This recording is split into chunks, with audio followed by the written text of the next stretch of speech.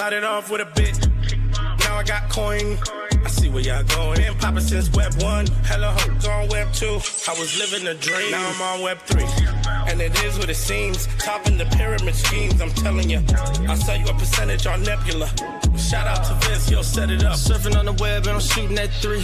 I've been goated when I got my G. I'm an alien boy from a different planet, yeah. So I got my drink, I'm riding in the 1920s Model T Ford. Call her Era Lord. Call me Levi, playing on the keys, boy. And I'm about to put my gloves on. If I said it, then I meant that.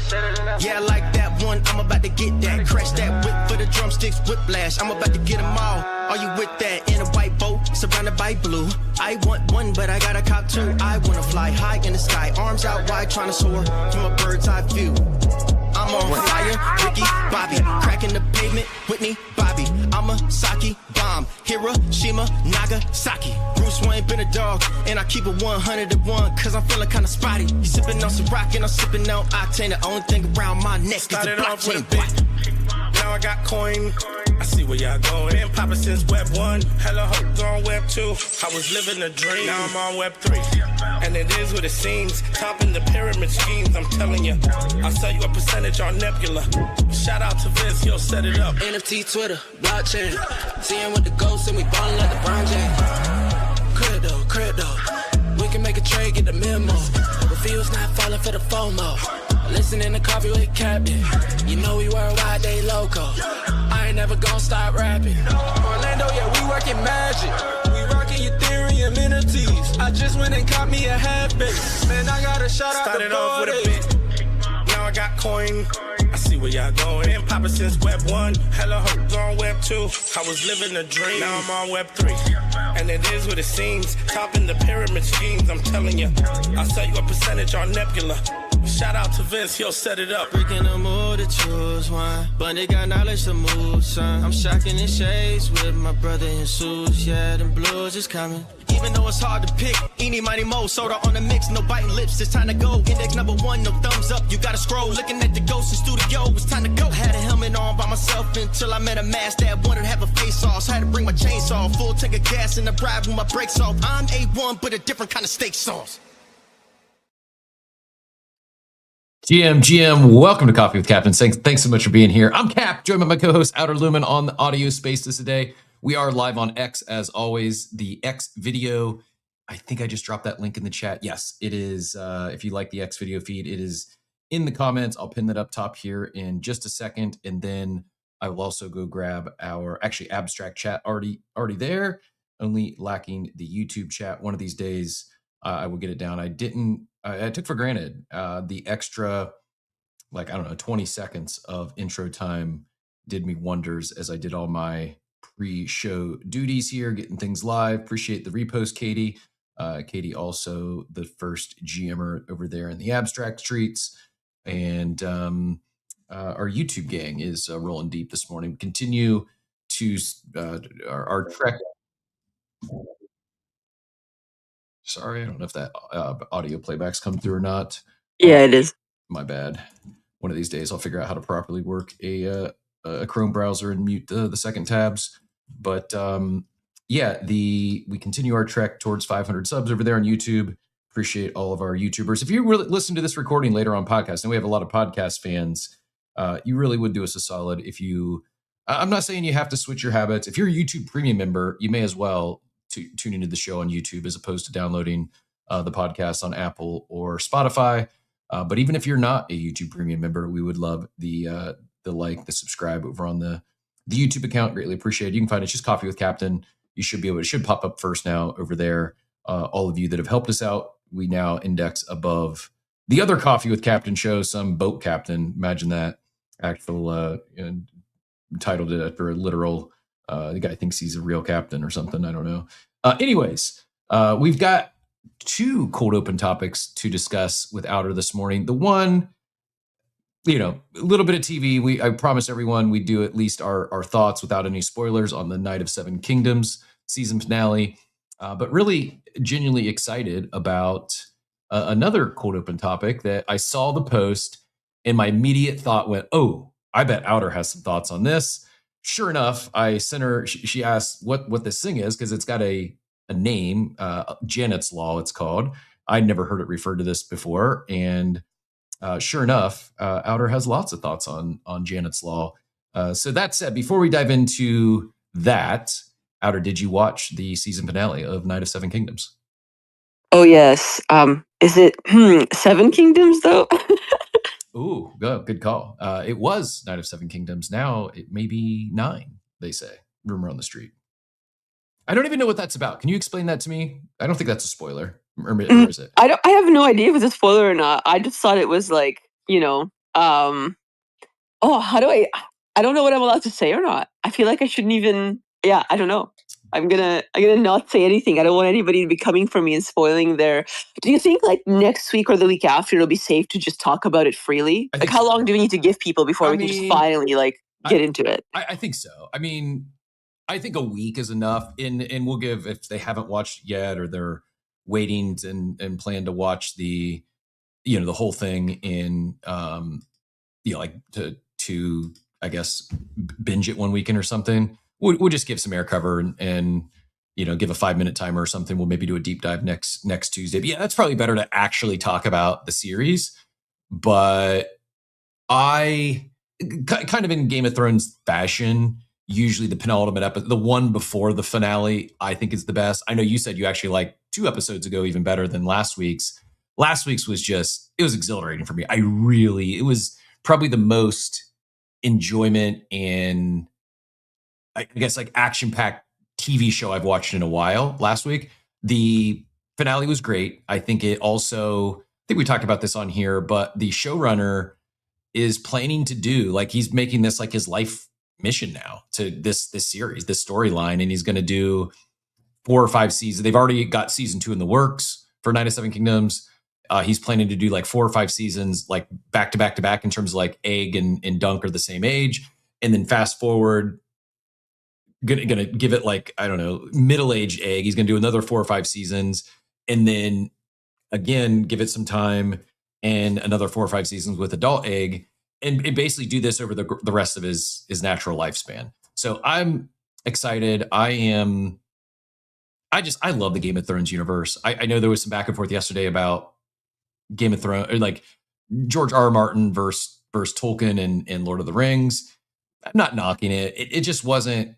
It didn't do anything remotely close to, for me, like Game of Thrones does, and specifically. Oh, you're talking about the Prime show, what are we comparing with Lord of the Rings? Like the writers, the two. Oh, okay. I mean, they're so different to me. Mm-hmm. Like I having said that, so I've read Tolkien books. I've not read anything in the Game of Thrones series. I've only watched the shows, but I also did watch the Prime series, which Divide and I really enjoyed. I don't know, man. I don't know why people need this comparison thing. Like, I'm not gonna find like dwarfs and magical wizards in Game of Thrones. It's like not even what it's about. Yep. So it's just like they're not comparable to me in that way because one is fantasy and one is kind of like medieval, whatever, kind of lore. They're not. Yeah, I don't know. I guess where I netted out, and I think what prompted the conversation originally is, discoverability is awful today on X. So yeah, any likes, reposts, bookmarks on the audio space would be greatly appreciated. Thanks for the heads up, Katie. I also think there was an X update maybe. So if you're having any troubles with the audio, maybe go check your app store, force the update if need be. And any engagement on the audio space, it's pinned up top all the way to the right. It's greatly appreciated. I mean, we always appreciate it, but especially when X does X things. That said, we'll get into a little bit later here some changes with X, but I do think I think the one and only Nikita is actually making some positive headway, some positive moves, in particular, elimination of the AI slop in the replies. So some updates there. Like I said, if you're having any issues, maybe go close the app, download the update, and jump back in.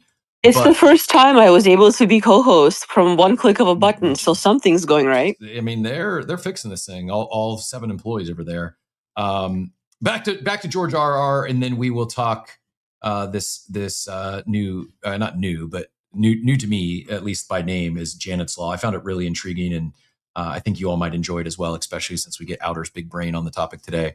But I guess why I'm such a fan of George R. R. Martin is I can't think of any other books or series or movie trilogy that has such like, I don't even know, like it's not even character development, it's family development, it's generational development. Like some of the stuff in Games of Thrones that we didn't know, like it was just like almost like a throwaway comment. Like there's a scene I think I might have even shared with you, Outer, where it's like it was like Joffrey talking about, he was reading like a historical book and he's like, oh, this dunk guy, like this knight has 4 pages, he must have been something.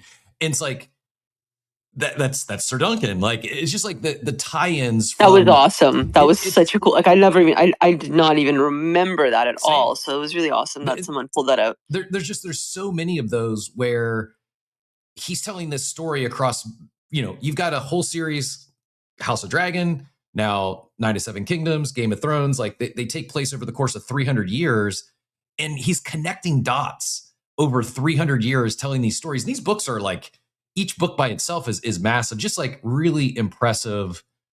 Like I can't even begin to, like I would struggle writing a single book of fiction to tie all this together. And I don't know, it's just really impressive. I really enjoy it. And I'm excited for House of Dragon. Of the 3 has probably been like my, I guess, least favorite, but I'm excited for it nevertheless. I think it comes back on, the new season starts in June, and 97 Kingdoms gave me the primer so much to where considered actually going back and rewatching Game of Thrones because of these connections, like watching it now from the perspective of Egg and Dunk, and like picking up things that, like I said, I might have just viewed as a throwaway comment or a line in Game of Thrones, now carries much more meaning because I understand the family history so much better. Does that make sense? Oh yeah, 100%. I mean, we weren't sure about House of Dragon. It was kind of interesting because we finished the entirety of Game of Thrones, for those who don't know, in about 14 days, maybe a bit less than that. The whole thing, like without knowing much about it. And then that would have been springtime. So I want to say like April or whatever that NFT NYC was. And then it came out. Then House of Dragon came out. And I remember very vividly being like, hey, I don't even know. Like, are we on board with this? Do we care? And we, like, Divine and I were like, I don't know, man. We just finished like 8 seasons of something in like, too soon. Haha. Sure enough, glued to our TV in that first episode because we were already so invested. Like, we thought it was too soon and it was like not soon enough, if that makes sense, for how excited we were when it actually came out. But what a cool thing for us to have experienced Game of Thrones in its entirety literally a few months before House of Dragon dropped. Like, that was so cool. Yeah, it is. Again, we won't spoil anything. We might actually go a little deeper next week on actual like thoughts and yeah, I would love that, where we could talk about the episodes. There aren't that many of them and they're not that long, so some like a highlight reel for each of us would be cool, I think. But I don't want to do that yet because I want to like freely speak about all of the things. Yeah, good idea. That said, I guess, unless Cheese, do you have any other thoughts on Game of Thrones? I wanted to talk about this Janet's Law, and then we'll get into markets and builders and culture, crypto and Web3 and ZachXBT and Jane Street and all the above. But yeah, Cheese, any quick takes on Game of Thrones? No, it was a good show. It didn't suck. Dragons are cool. I wish I had a fucking dragon, bro. Same.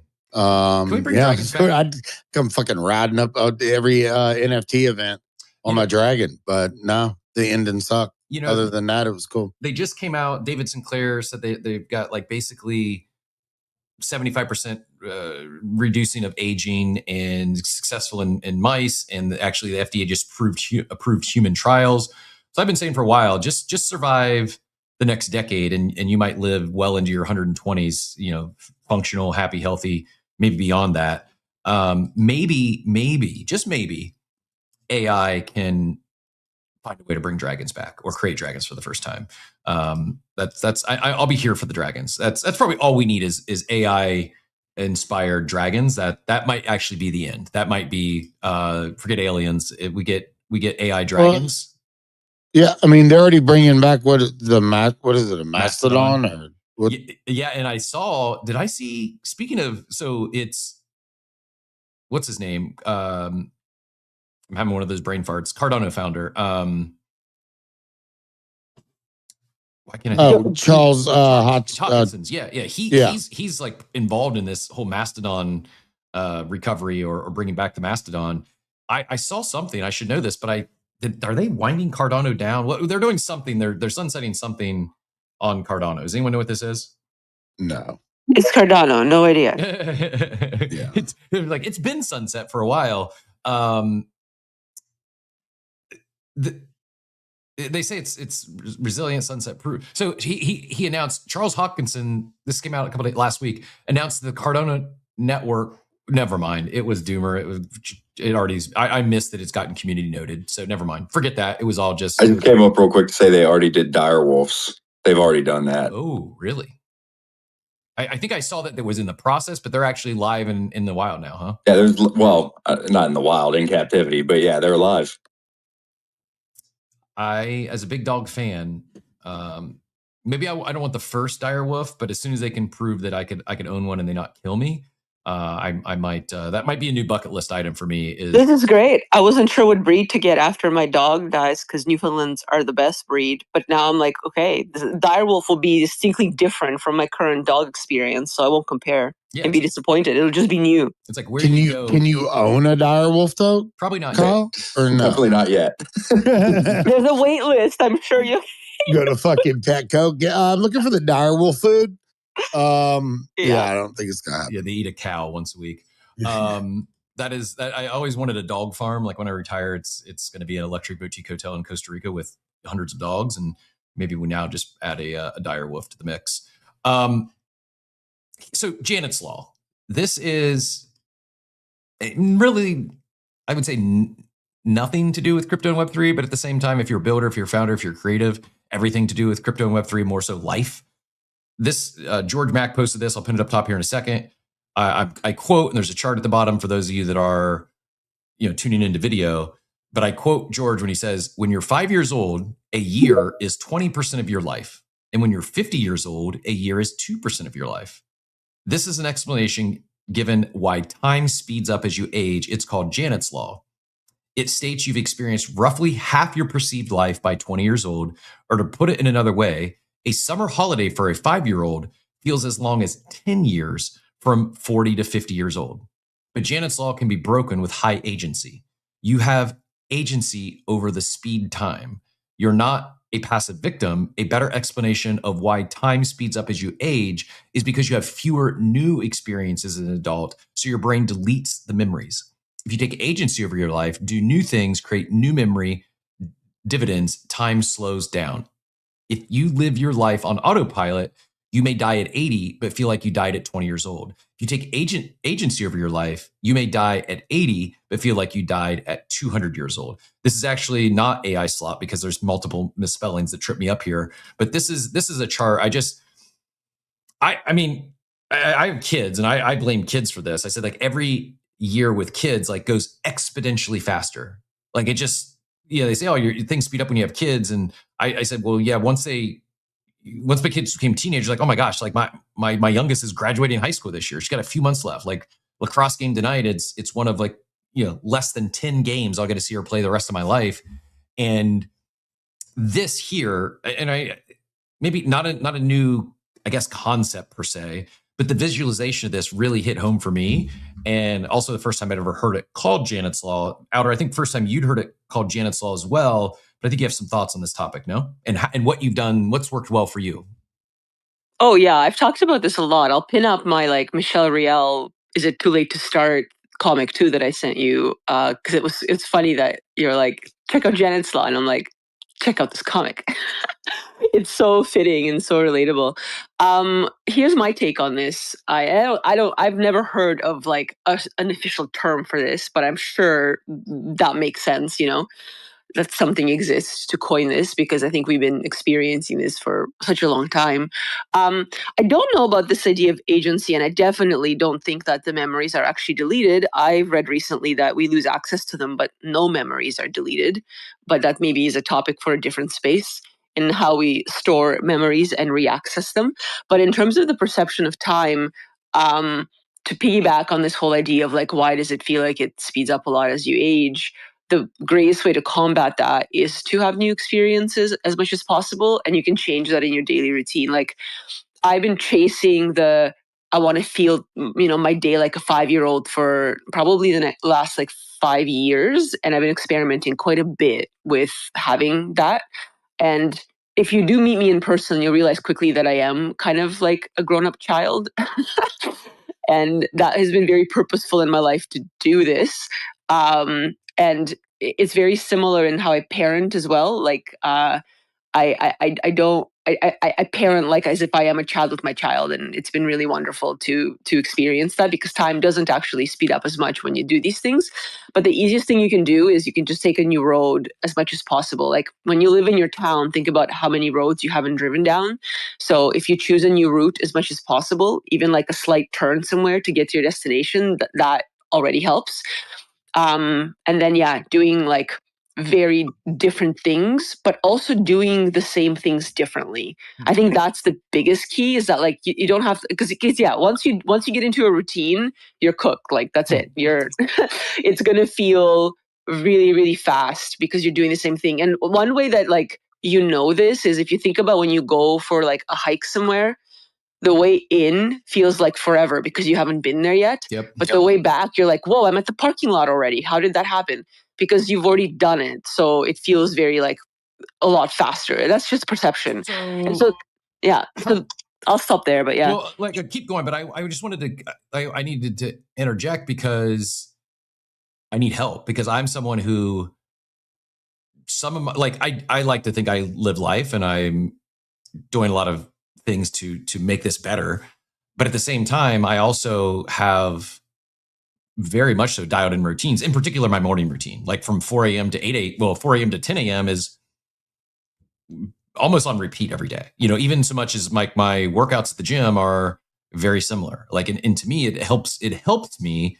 But at the same time, No, I think it's important not to confuse like routines and habits with like the stuff in between that. And that's what I mean by like, you still have to go to work, but you can get there differently. What if you like Ubered, even though you never do?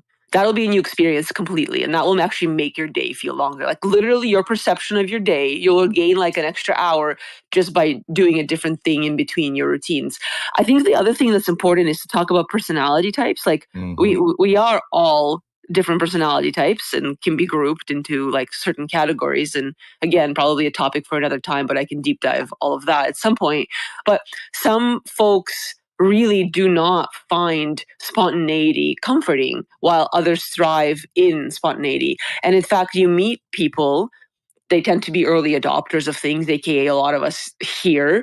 But like the idea is that you already are okay in the unknown, which is why you're comfortable enough to like figure out how to buy an NFT in 2021 or whatever, right? Like you that is a new thing that you're doing, and you are comfortable in doing that new thing.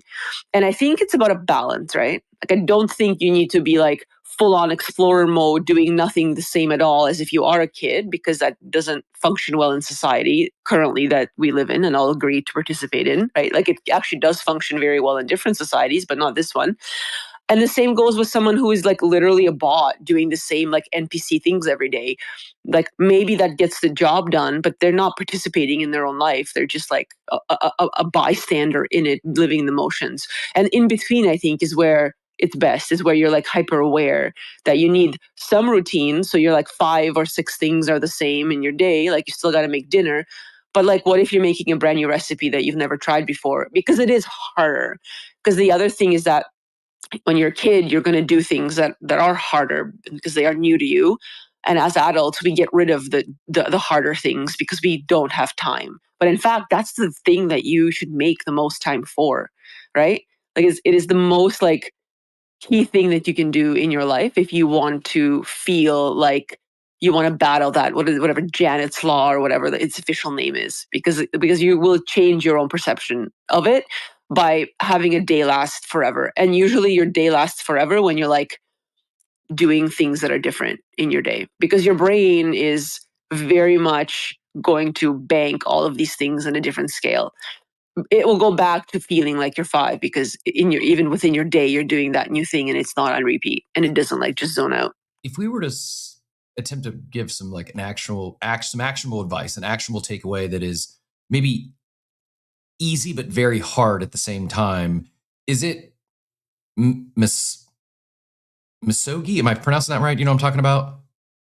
No, I don't. What is that? So I know it from Jesse Itzler, who is Sarah Bankley, the founder of Spanx. Her husband, I heard him speak at one of the VCons, and he calls it one big thing. It is the Misogi. I'm probably pronouncing that incorrectly. But anyways, it's an annual 50-50 chance, something deeply challenging. It's a year-defining goal that forces extreme personal growth and breaks up the monotony of daily life. Self-imposed high-stakes physical or mental challenge like a 100-mile run, a major life pivot, something to push you far outside your comfort zone, making everyday challenges feel easier.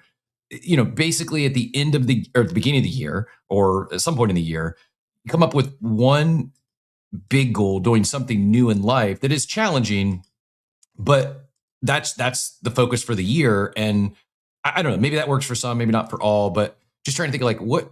I don't think it's that, because I think that will just be like, okay, well, let's then James Clear habits our way into like the new identity of me accomplishing that goal, and then you go and repeat every day to accomplish that goal. Yep. And then you miss 6 years of 6 months of your life, but now you have that goal. The idea is that you work at a different desk one morning. You use a new pencil. It's all the minutia, it's all the glue of your day that has to change. Like that if you're chasing the skewness of perception of time in your day, it's about making the day last forever and not disappear on you. And then you can think about like weeks or years, but they all start with a day, sometimes even an hour. Like, I just want to be clear that and that's why it's okay to still have routines and have habits, but you have to change the glue in between all of that. So like if your morning routine is to do your gym thing, go to a new gym or bike there. Like just do the things that are easy in the glue of what you're doing. Don't stop going to the gym, but change how you do that. Like literally, if you wore like a pink tracksuit that's too tight for you, your day would last longer. Amazing. I mean, I'm probably, I guess I'm not going over to the pink tracksuit. Maybe I bust out the neon Adidas. yellow. Yeah. That's it. That's what I should do the gym tomorrow. It's cold also in Florida right now, so good day for a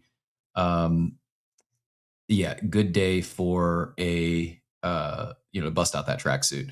Anyways, I digress. I hope some of you found that interesting. It just made me think, like, as someone who is pretty routine and when I get dialed into habits, they work well for me. At the same time, I don't want to blink and my life be over. I do want to continue doing it. And I love travel. I enjoy new adventures, new experiences. But just having a conscious thought of, using a different pen today, going to the stand-up desk, more than just on occasion. It's going to be like my AI agent station over here on the standing desk. But anyways, probably all we got for cold open material today, but I appreciate Jesus and Machiavelli and an idiot jumping up on stage. Before we move on to, we'll probably start with this Jane Street suit and then dive into a little bit of the ZachXBT and some speculation around that. But before we move on, Jesus, Machiavelli, and idiot, any profound takes on Janet's Law or similar? Yo, man, I've been living Janet's Law my whole life, but I feel like I've been here for 1,000 years, man. Like, I really do. By the way, does anybody need direwolf puppies? Like, I want to have a clone or two. You know what I'm saying? Like, I'm not surprised that Machiavelli knows a guy. If anybody up here knows a guy. If he grows up and it turns out to be a white German Shepherd, I don't know what to tell you. But I know a guy. I would also take a white German Shepherd while I'm waiting for the dire wolves to be socially. I was like, damn, I'm here for this arc. Yeah. Yep. If you want to spice up your perception, get a dire wolf and try to train it. Love it. Yes.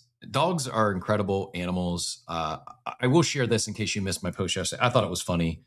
You may not find it funny, but it was we were talking actually like real stuff here that, AI related anyways, as far as some kind of some alpha, I guess, is on what models are best. And I've said on here, I've primarily went to, Diablito, thanks for sharing the Eileen Gu, her response to, do you think before you speak? I'll pin that up top. It was an incredible answer and blew my mind that it came from a 22-year-old. Like how polished she is as a speaker. Yeah, that was great. Incredible.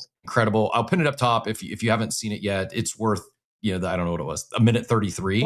What sport does she like? What I don't know what she won or what. I don't know anything about her except I saw that on my feed. Freestyle skiing, is that what it's called? Free skiing or freestyle skiing? She's a skier and Olympic medalist, gold medalist, and but just she's good. She's gonna crush in life. Like her outlook on life and just like what a hard. Like the reporter asked her, do you think before you speak? The post I saw says, yeah, did not expect a question that starts out with, do you think before you speak to go so well?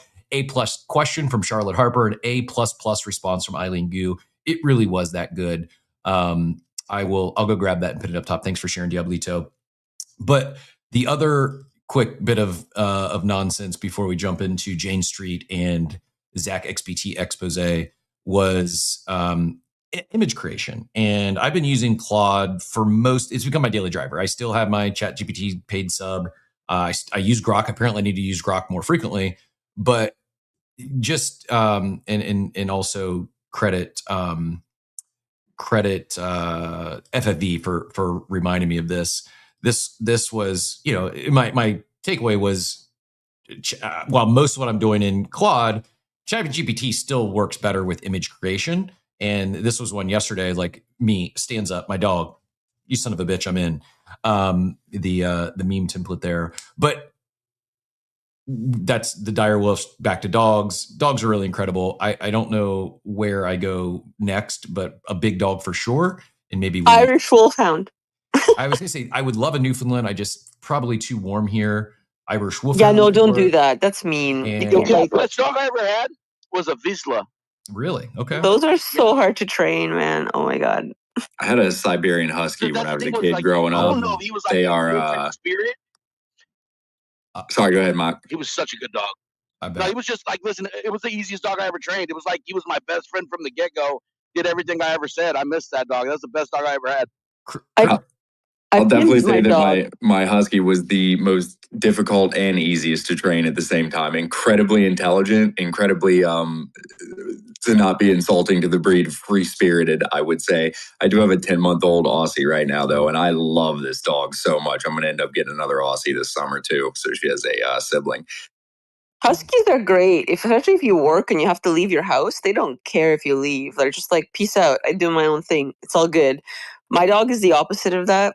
I pinned a picture of my dog. My friend, when she saw that photo, said that I look like a 5-year-old child playing in the snow next to my 130-pound beast. So this is why, like, I'm interested in the idea of a direwolf, because I really do like a big dog. But I think I don't want this. I don't want another Newfoundland, only because I'm just going to be disappointed because mine is perfect. I don't know if you guys have tips for this, because I'm struggling with this thing. Like, I don't want another of the same thing because the thing I have now, I like nailed it. Like, she could not be like, she's just perfect. So if I'm going to get another one, and the minute something isn't the same, I'm just going to fade it. I'm going to be like, I don't like this. So I thought about maybe going with an Irish Wolfhound, like something big but different.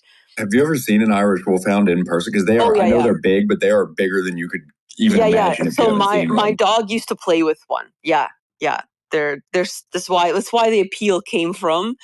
Is that my dog used to play with an Irish Wolfhound dog, and I'm like, I could do that. That looks very different and insane. And I don't want a Great Dane because their personalities can be like a mixed bag, whereas an Irish Wolfhound's personality is fairly consistent with what you get. So, yeah, I don't know. The struggle bus is real here, but maybe I talk to Machiavelli and I get a direwolf instead.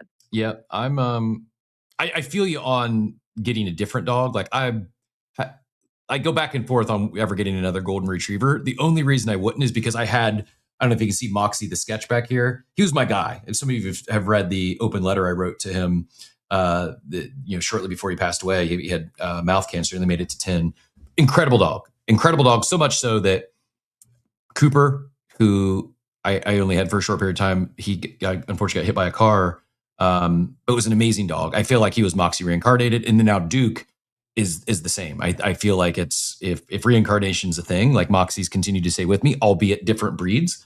And yeah, that is why the only reason why I haven't got another golden retriever, because I feel I had the best one ever. That said, hard pivot into AI models, ChatGPT, Claude, Grok. I said ChatGPT image creation was the best, and then Mayhem one up me with a Grok video, Grok image creation. Outer, what's your go-to? What do you use the most, just in day to day, as far as AI models? Lately I haven't been doing image creation. I use Codex because I'm vibe coding, and it's been awesome. I love Codex a lot. But if not, so let's say maybe like I guess a month ago, I would use ChatGPT. But I do have like a way that I prompt it to get like the design assets and whatnot that I need. So you do have to wrangle it a little bit if you're looking for those kinds of things. Like it can make you SVGs and a bunch of transparent background stuff. It can do icons. It can do a lot of really cool design stuff. But you do have to like know how to ask, or at least know how to get it to self-reflect and ask itself. But I'm sure there are like a ton of other like great image creation tools that people use. I just like, because I have a flow that I'm into, and maybe this is to my own detriment, I'm okay to go back to ChatGPT if I need something quick and just get it there. So I'm not versed on like the latest fancy new shiny tool for image creation. I'm sure there's probably better stuff out there that's more niche, specifically to design or to like making memes or whatever. Yep. But ChatGPT has been kind of the workhorse for me, just because I can go back to a chat where I've already established an aesthetic and just go right into that chat and get that aesthetic, because I've already like gotten it to a place where it will give me that. Does that make sense? Like, yeah. as a UI UX designer and like a product person, like for me, I want to have something that I'm like that's reliable. So now that I've established certain aesthetics, if I need something quick, I will go there. But I'm also not in like the video creation AI streets, or doing like art on AI. Like I don't use image generation to create art, so I don't really know where people go if they're looking for that kind of thing. Is Midjourney still a vibe? I remember that was huge like years ago. Good question. I haven't been in Midjourney forever. And I think one of the models incorporated. I don't even know. But I'm the same way. Like I'm sure there's like some people might say like Nano Banana, and I'm just not doing that stuff with regularity. I'm sure there's very like. Oh, I tried that. I'm glad you brought that up. So I did do some side by side comparisons with Nano Banana and what my ChatGPT prompt was, and I did not get the same result. Like it was actually not really? what I was looking for. But again, like I think if you put time into it, maybe it could work. Yeah, prompting matters, and some of the stuff that's more specific use case. I'm sure it's very powerful, but as far as like a one-stop shop, and I don't just use one now, but it's probably, if I were to rank, in it's Claude, ChatGPT, and then Grok. And I do want to experiment a little more with Grok, because I do hear more and more people talking about, for instance, this morning on image creation. One other quick one, and I promise we will get into Jane Street and then ZachXBT. But just on the topic of AI models, I pinned this up top. Outer, this might be of interest to you. I just saw this yesterday. It's called Cell Type. They're touting themselves as, we teach models to reason about biology. Today, we're open sourcing the tool we built to run that science. Think Claude Code, but for drug discovery. PIP install Cell Type -CLI. So just on the idea of like this, they benchmark it against other agentic systems on computational biology tasks. Not something I'm going to be doing on a daily basis, but for the dorks of the world that are out there curing cancer, this stuff really does excite me. Like I talk about longevity, living forever. Like I'm convinced AI is going to create novel science, novel medicine. Like it's only a matter of time, and it's what a time to be alive. And it's I'll give you I'll do you one better. I'll give you a really practical example of AI advancing something really cool with cancer that I think is like accessible to pretty much anyone. There's a test that you can do that I have done for my cancer, where like a piece of your tumor is sent to something called the Terra, where they create like a 16 genomic marker assay that's specific to you, like your tumor's genetic markers. They test and see which mutations you actually have on that tumor. And then subsequently you do a blood test to check if there's any like circulating DNA that is like shed from any of the tumors. And this test predicts sometimes up to 24 months before cancer recurrence happens.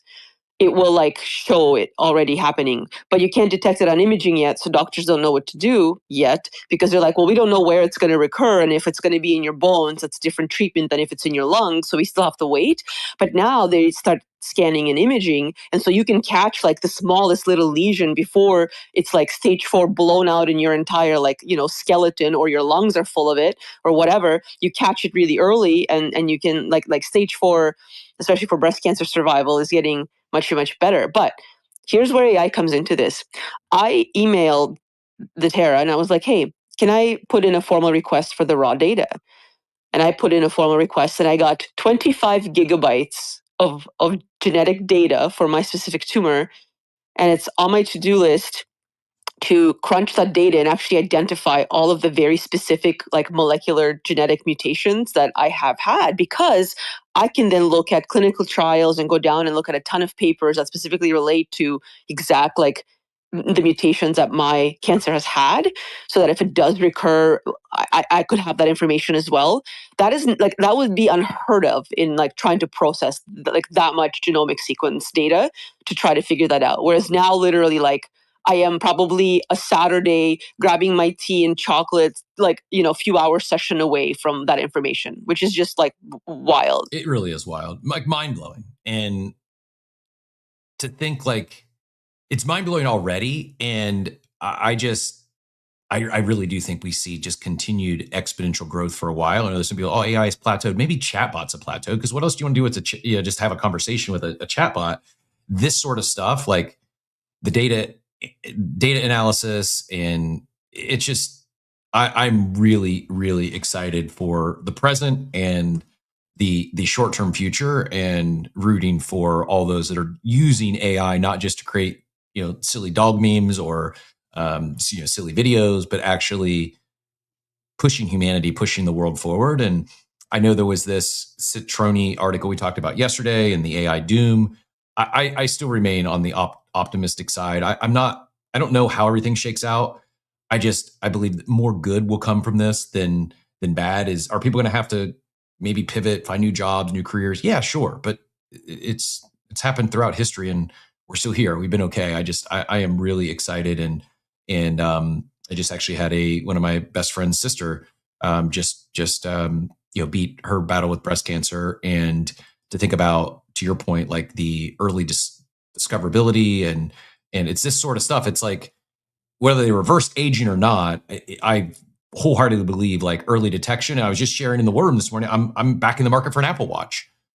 Not that because I got really dialed into my steps and tracking my sleep and all that stuff for a while, to this point where like I knew what it was going to say before I knew, but it's now to the point, okay, AI can do so much with this information and this data, and healthcare is evolving so fast. I want the baseline stats, and I want to be able to plug that in both on my models to play around with stuff, and hopefully doctors continue to embrace it as well. But yeah, if anyone is deep into the Apple Watch ecosystem, I was just debating what's the big difference between a 10 and 11. DM Divide, he closes his rings like almost every day, or he tries. He went on like a whole watch like kick. So definitely ask him if you want to know how, like, or whatever he likes. But he went for the huge one, the Ultra, whatever, the one like the fancy one. Yep. That's do I go for the Ultra or just the base model for what I'm going to do it for? He windsurfs, so he loves the Ultra for that. Okay. And I probably won't be doing anything like that. I really, what's going to give me the most best data, and battery life would be the other thing. But I wear an Oura Ring. Yeah, I love the Ultra. The Ultra is pretty dope. And I've had multiple heart attacks in the past. Oh man.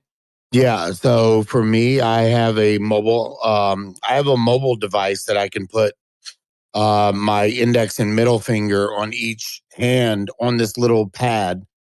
It can give me a EKG reading. And then from there, it can read it straight through my app on my watch. And if the EKG comes back kind of weird, it will automatically send all the data to my heart doctor. Wow. And then if it's something that they are like, hey, get your ass in the office, then they'll send it right back through the app. It's pretty cool. But I use it every day. It's always on. Well, respect for taking care of your health and being proactive. And this is like, whether you've had a heart attack or not, like the preventative medicine has, like, not enough people are talking about how much preventative healthcare has leveled up thanks to AI. And so I think for every doomer article, like, oh, the end of the world's coming, we're going to have 50% unemployment, I think at the same time, we should also be talking about some of the good that it's bringing into the world. And that is certainly one case in point. Thanks for sharing. And best wishes for continued good health. Jesus. I'm not a tease. We will absolutely talk Jane Street and ZachXBT, but I saw Steve popped in, and I have a bold take here. I've got a bold take, and I just saw an announcement here that came out last night from OpenSea. OpenSea delivering more utility than most NFT collections nowadays. I'm here for it. I'm absolutely here for it. Shout out to not just Steve, but the team over there. That's the biz dev team that's pulling this stuff together. Speaking of things that aren't, AI is not getting enough credit for the medical advances and healthcare advancements.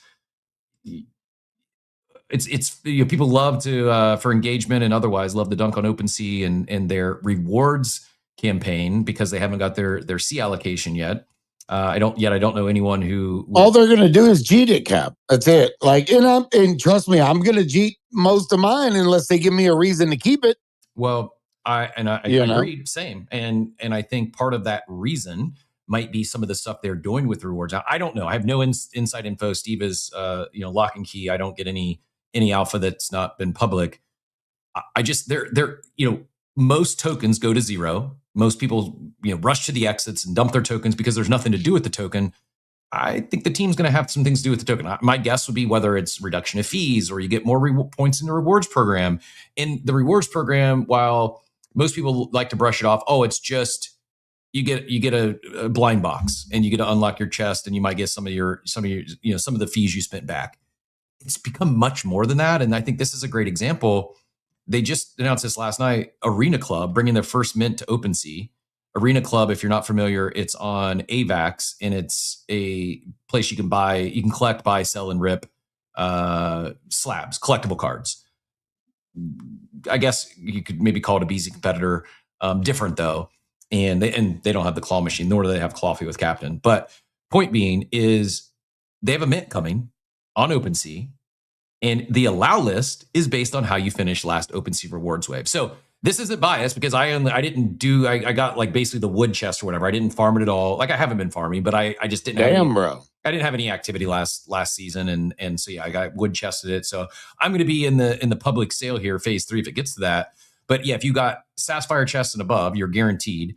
If you got Chromium chest and above, your first come, first serve phase 2. And then last phase, which I will be in, probably won't make it there, is public. But look at this. Mint price is $50, one per wallet.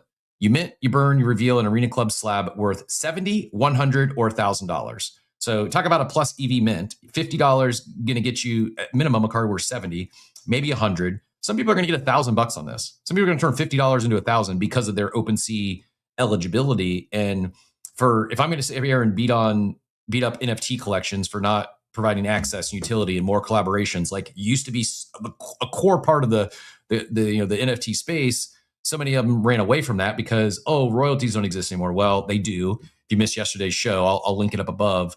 Go check out Unvault and what they're doing to bring royalties back in a very easy way for existing collections who can not even migrate to new contract. They're vaulting your original NFT. It's not having to burn, like some really cool patent pending technology to enable royalties and without having to burn your original NFT. That said, it shouldn't be everything. Don't use it as an excuse. My point is utility, access, perks, it's a good thing. Loyalty rewards, like this technology enables better loyalty reward programs than existed in Web 2, but you got to lean into it. You got to use the stuff. And shout out to the OpenSea Biz Dev team for pulling off these partnerships, because this is a good one. This is one where if you got a Sapphire chest or above last season, you worst case, you make $20. But some people are going to make $1,000 off this mint and flip, assuming they flip the slab.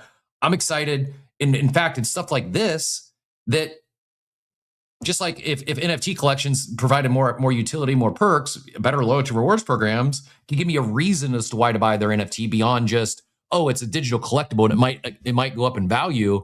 If they give me a reason, if they showed me, oh, once a month we're going to collaborate with some new mint or something that'll give you access that non-holders won't get, I'm much more likely to buy the NFT. Just like this, I'm much more likely to actively participate in this reward season as opposed to just passively, because it appears plus EV. Like, this is the kind of stuff that I enjoyed the reveal. I enjoyed the mint.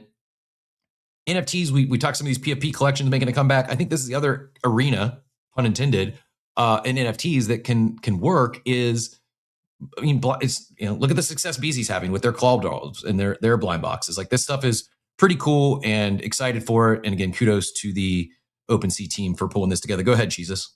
Wait, I wanted to say something quick for a second. So, speaking of OpenSea, I think this is kind of like my thoughts on this yesterday. Yesterday, I was on OpenSea and all collections were down. And I don't mean like down bad down. I mean like they were literally down and not working. So I'm glad that got fixed. But what I don't know is, like, I don't really know how to participate in any of the chest stuff, because the features that I liked as a collector are gone. I can't bid on like a specific trait.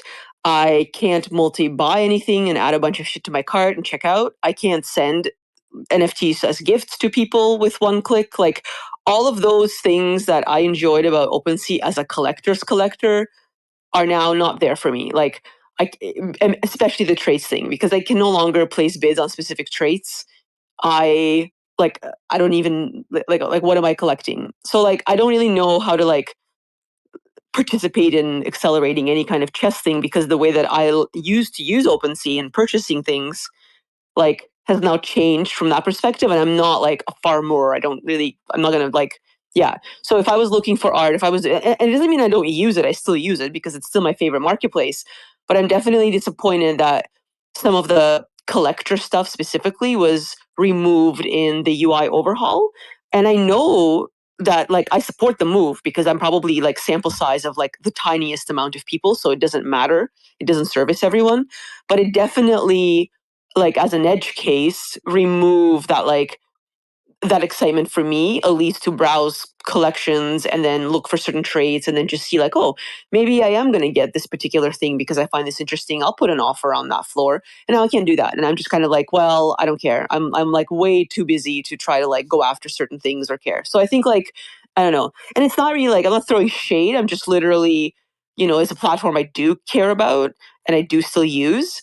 And it was interesting that the collector specific things were sunset. And I get it's probably because nobody used them than me, besides me and maybe like 3 other people in the space. But it definitely changed how I interact with OpenSea when it comes to this idea of participating in any of the chess stuff. Like I have like it was easier for me to figure out how to like reallocate my burb and put that in place, knowing that I'm going to get some more burb, than it is to go on now and figure out how to play the chess game. Like I just, if the idea is just to buy stuff and that's how I get a higher chest, that's great. But the tools that I used to use to do that are now gone. So I'm kind of like, whatever. I'll just let other people participate in this. I can't keep up with it. Good feedback. I hate to say it, but and I'm with you. OpenSea is my favorite marketplace. It's what I use. It's what I look at all the time to look at NFTs. I am primarily in Web3 for NFTs. I like collecting things. I'm not that big a fan of coins. It seems like OpenSea really tried to lean into the coin thing because that was the meta.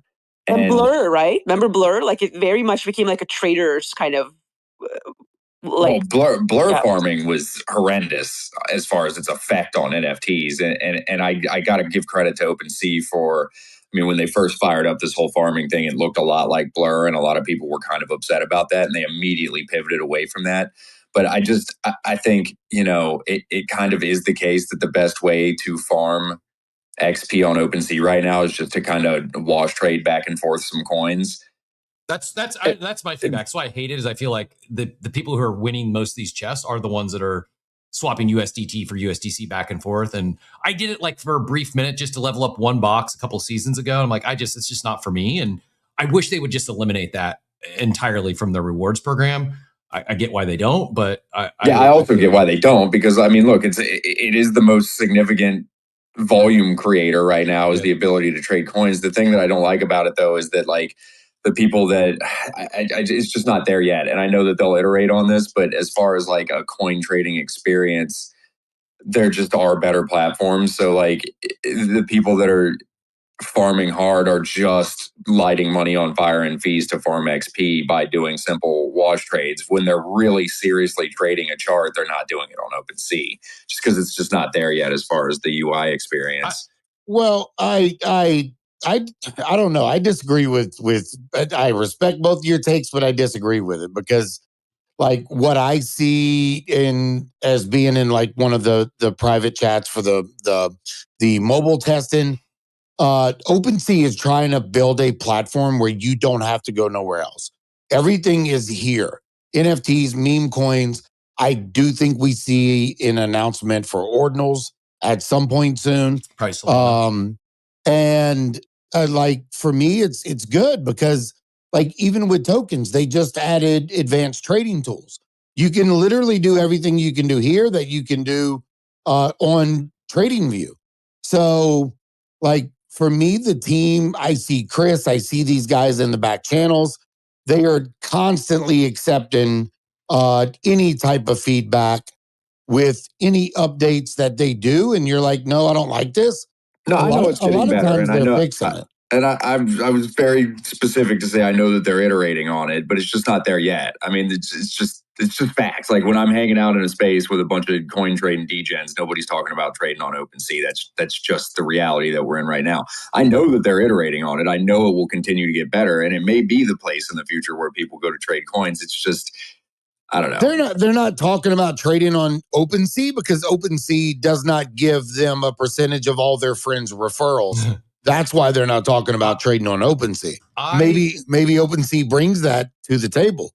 So, I mean, are you saying that OpenSea as a trading experience compares one-to-one with other things like Axiom or Loot or some of these other things as a coin trading experience right now? Because that's the only point I'm making is that it doesn't compare right now. Well, right now they're testing perps and they're testing also once the full iteration is out.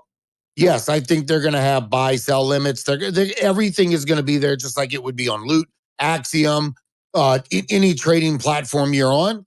Once it is fully out and going, yes, I do think OpenSea will be able to compete. Yeah, but my question was right now, and I'm specifically saying that I do think they will iterate and continue to improve. Yeah. So in the future, we are in agreement. But right now, I think you're struggling to say right now. No, I think there's a reason for that. I think people are fading an opportunity to not only get larger rewards at TGE, but to build probably one of the best overall trading platforms in the space, whether it's NFTs, meme coins, whatever you're doing. Go trade your coins wherever you want. I don't care. But I'm just saying, like, I think people are holding it over their head that, it's been a year plus and we haven't had TGE.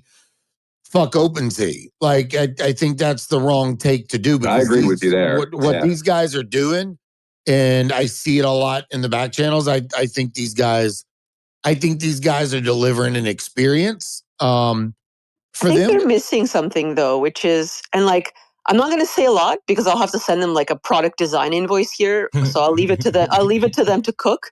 But like the thing that's missing is the and. It shouldn't be an or, because the minute that it's an or, while you're trying to be like an NFT, exciting marketplace, and a trading platform, and all of these things, right now they're or. and I'll just leave it there. But if they would benefit a lot from revisiting what and looks like, and I'll stop there. But I think it can be. I think there's a formula there for them to like really nail it. I haven't seen it yet, but I'm sure they'll get there. They're a very competent bunch of people. You forgot. And just to be clear, I am not down on it. Like OpenSea is my primary platform, and I even trade my coins there because I don't trade coins a lot. It's very rare that I buy or sell a coin. So when I do it on OpenSea just to get the volume there. I do think it would be. I think everybody that's fading farming OpenSea they're going to find that was a very silly thing to do. I'm only talking about the current state of things and what I think that they're trying to do and lean into. That's all. Outer, you've forgotten more about UX UI design than I'll ever know. I do wonder how much, like just in the process of like an overhaul, like how much do they take everything away, strip it down, and then almost rebuild from first principles? I don't know. Steve did mention, he said he's going to pass along the feedback. Lots of features change to avoid issues, spam, scams, etc. But if you have a list of things missing, you can pass it along. To which Dort replied, "Be careful. She may send you an invoice. She should."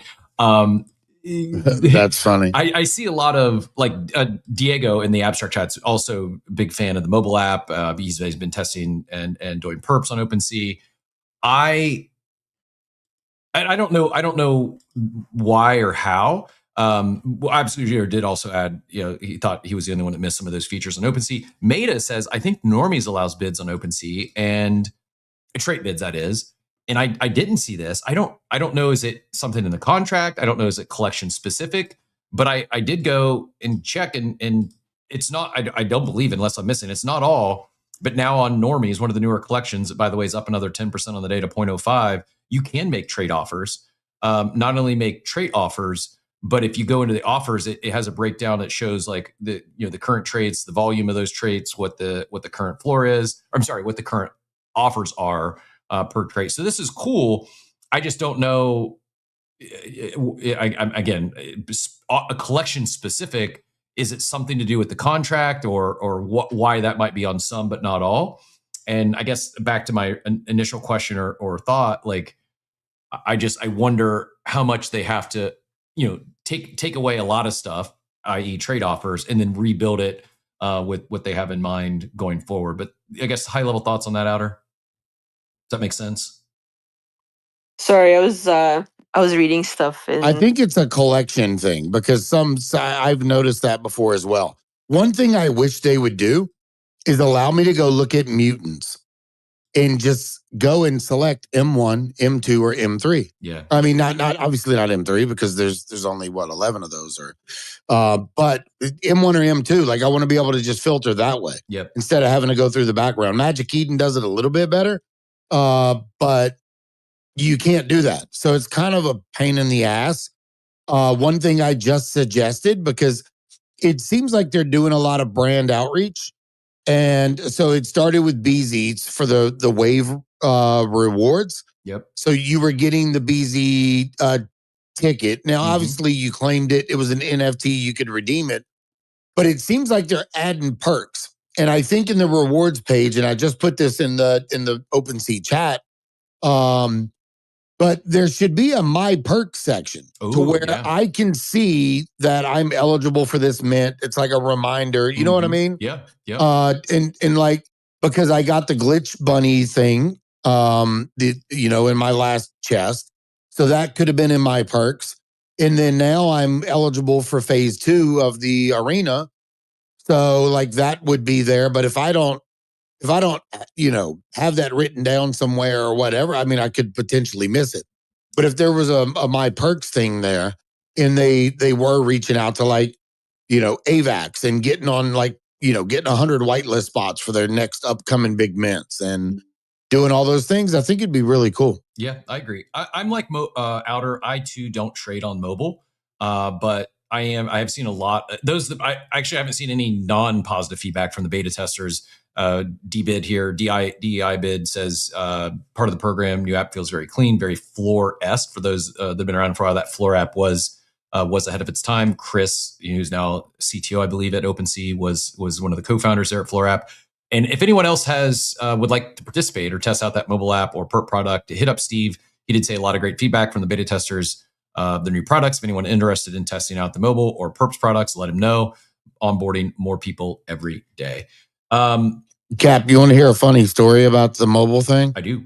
Something happened and I logged in, and this didn't happen to everybody. I logged in and my OpenSea balance was showing that I had like $12 billion in Ethereum. And like I couldn't get, and it was showing it on my desktop. I was like, did somebody just like really screw up? Like, what the hell is going on? I turned into Tom Lee for a minute. And we were in the back channel. She's almost had another heart attack. Bro, so I hit up the OpenSea team and I'm like, guys, can y'all please verify this with my wallet? And they were like, yeah, it's just a glitch. And I'm like, man, y'all owe me a fucking crypto punk or something. I mean, because like that was bad. I'm not one to capitulate, but if I opened up a $12 billion balance, I would be running to the sell button. You don't think I didn't try selling or sending that shit to my Coinbase? Bank error in your favor. That would be. I mean, you want to get everyone on your side. That's the feedback for OpenSea is just inflate all of our balances and allow us to trade that to 10, 100x of what's really in there and get a lot of lifelong fans, I'm sure. Yeah, but that just to say that though, within like 3 minutes, the OpenSea team is able to push updates so fast on that back end that a lot of suggestions people may not realize it, but there's small updates that happen in real time. Like it's pretty wild what they can do. Yep. So yeah, shout out to them. Yep. Well done. And no partnership, not being paid to say this, at least not yet. Nope. That's my shot to get in Steve's pocket a little bit. I kid, but I'm serious. I would love to do something with him someday when the time is right. But this is just I respect the team beyond just my friendship with Steve. Like they're working hard, and I don't envy the position they're in. It's very hard. There's also a lot of people on the team that were not around a year ago when they announced C was coming, and I think you nailed it, Jesus. I do think. Now, there's obviously Outer had some valid feedback. There's a lot of valid feedback, and they're building, and no one's saying they're perfect, but I think the majority of the FUD they get on the timeline is because they haven't TGE'd yet, which I would ask, who of you would TGE in this current market? Like, it's they need to get everything done they're building before they TGE, so there's a chance of success. And I don't know, bro. Adam Hollander, somebody quote tweeted that the meeting or the video call that's coming on the 30th. Somebody quote tweeted it and said, well, I guess we're going to see ticker C in April. And Adam Hollander commented under that and said, well, that's not Q1, is it? Insinuating that the ticker C was still coming in Q1. Yeah, I mean, I saw that as well. So I don't know if that is foreshadowing that we get TGE on March 30th. Yeah. Or the 31st. 31st, maybe. Yeah, they say it's coming and then drop it a day later. Normally we see like the days ahead of time. We see like, ticker C going to be on Binance. Ticker C going to be on Coinbase. You know what I mean? And look, I'm just happy when Steve is in the space and I see that badge and it just makes me smile. I'm happy when I see that hair. Because I know how happy he is. I don't know. I'm just like, I don't know. That makes me very, very bullish on OpenSea. Cap, I do have one last question. Do you think Steve is going to convince the team to change the OpenSea branding colors to Ohio State when football season comes back? It's likely. That'll be just like they're doing this drop with Arena. That'll be come fall. It'll be some sort of OSU collaboration for sure. Book it. Like that's open the poly market on that one. I will shove all in. I don't care if they blame me for insider trading. I know. Speaking of insider trading, this is how you professionally segue into the next topic for discussion. If you missed it, lawsuit filed against Jane Street, who apparently was the cause of the Terra Luna crash, or well, maybe not the cause, but insider information. They basically were in a group chat. I'm going to paraphrase. I'll pin this up top if anyone wants to do the deep dive. But the summary is Jane Street behind the 2022 crypto winter, destroying Terraforma by first depegging the token and then destroying the ecosystem, then pretending it would rescue Terra, getting in group chats with Do Kwon and claiming they would help help them. And behind the scenes, they swapped 150 million out, then they swapped another 85 million out, and ultimately, best case, sped up the demise. If not, we're behind it altogether. Here is a little more. I'm quoting. This is a Shinaka quote tweeted the initial post there from Zero Hedge, and the excerpts from the lawsuit are also included, although some of it does look like the Epstein files redactions.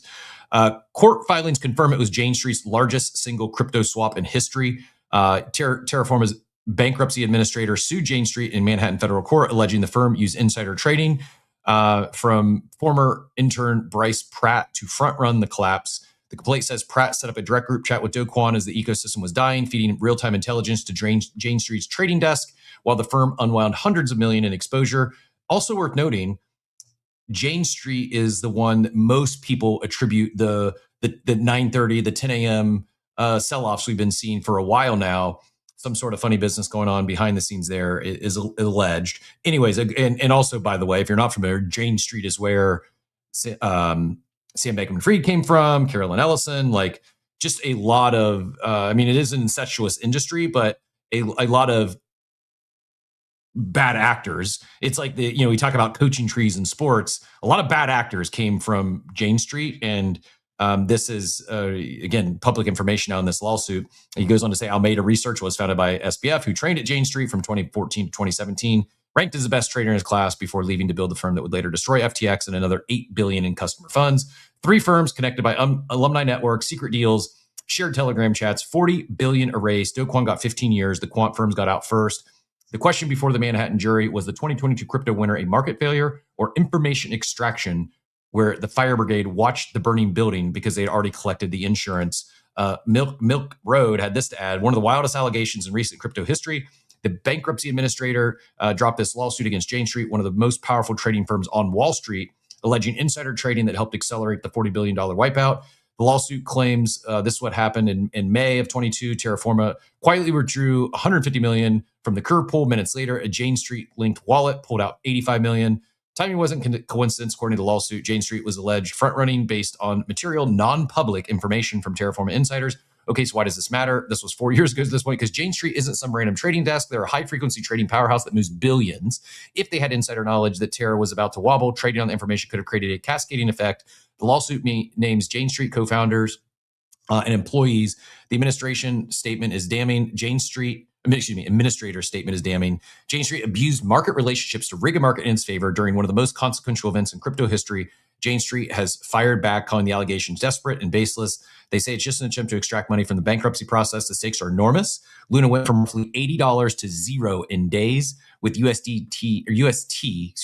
losing its dollar peg completely. Contagion spread across the entire industry, taking down 3 areas: Capital, Celsius, Voyager, Domino's, that eventually led to the collapse of FTX. This lawsuit eventually asks, and if you're wondering, like, without getting into all the details, FTX had stakes in a lot of these others.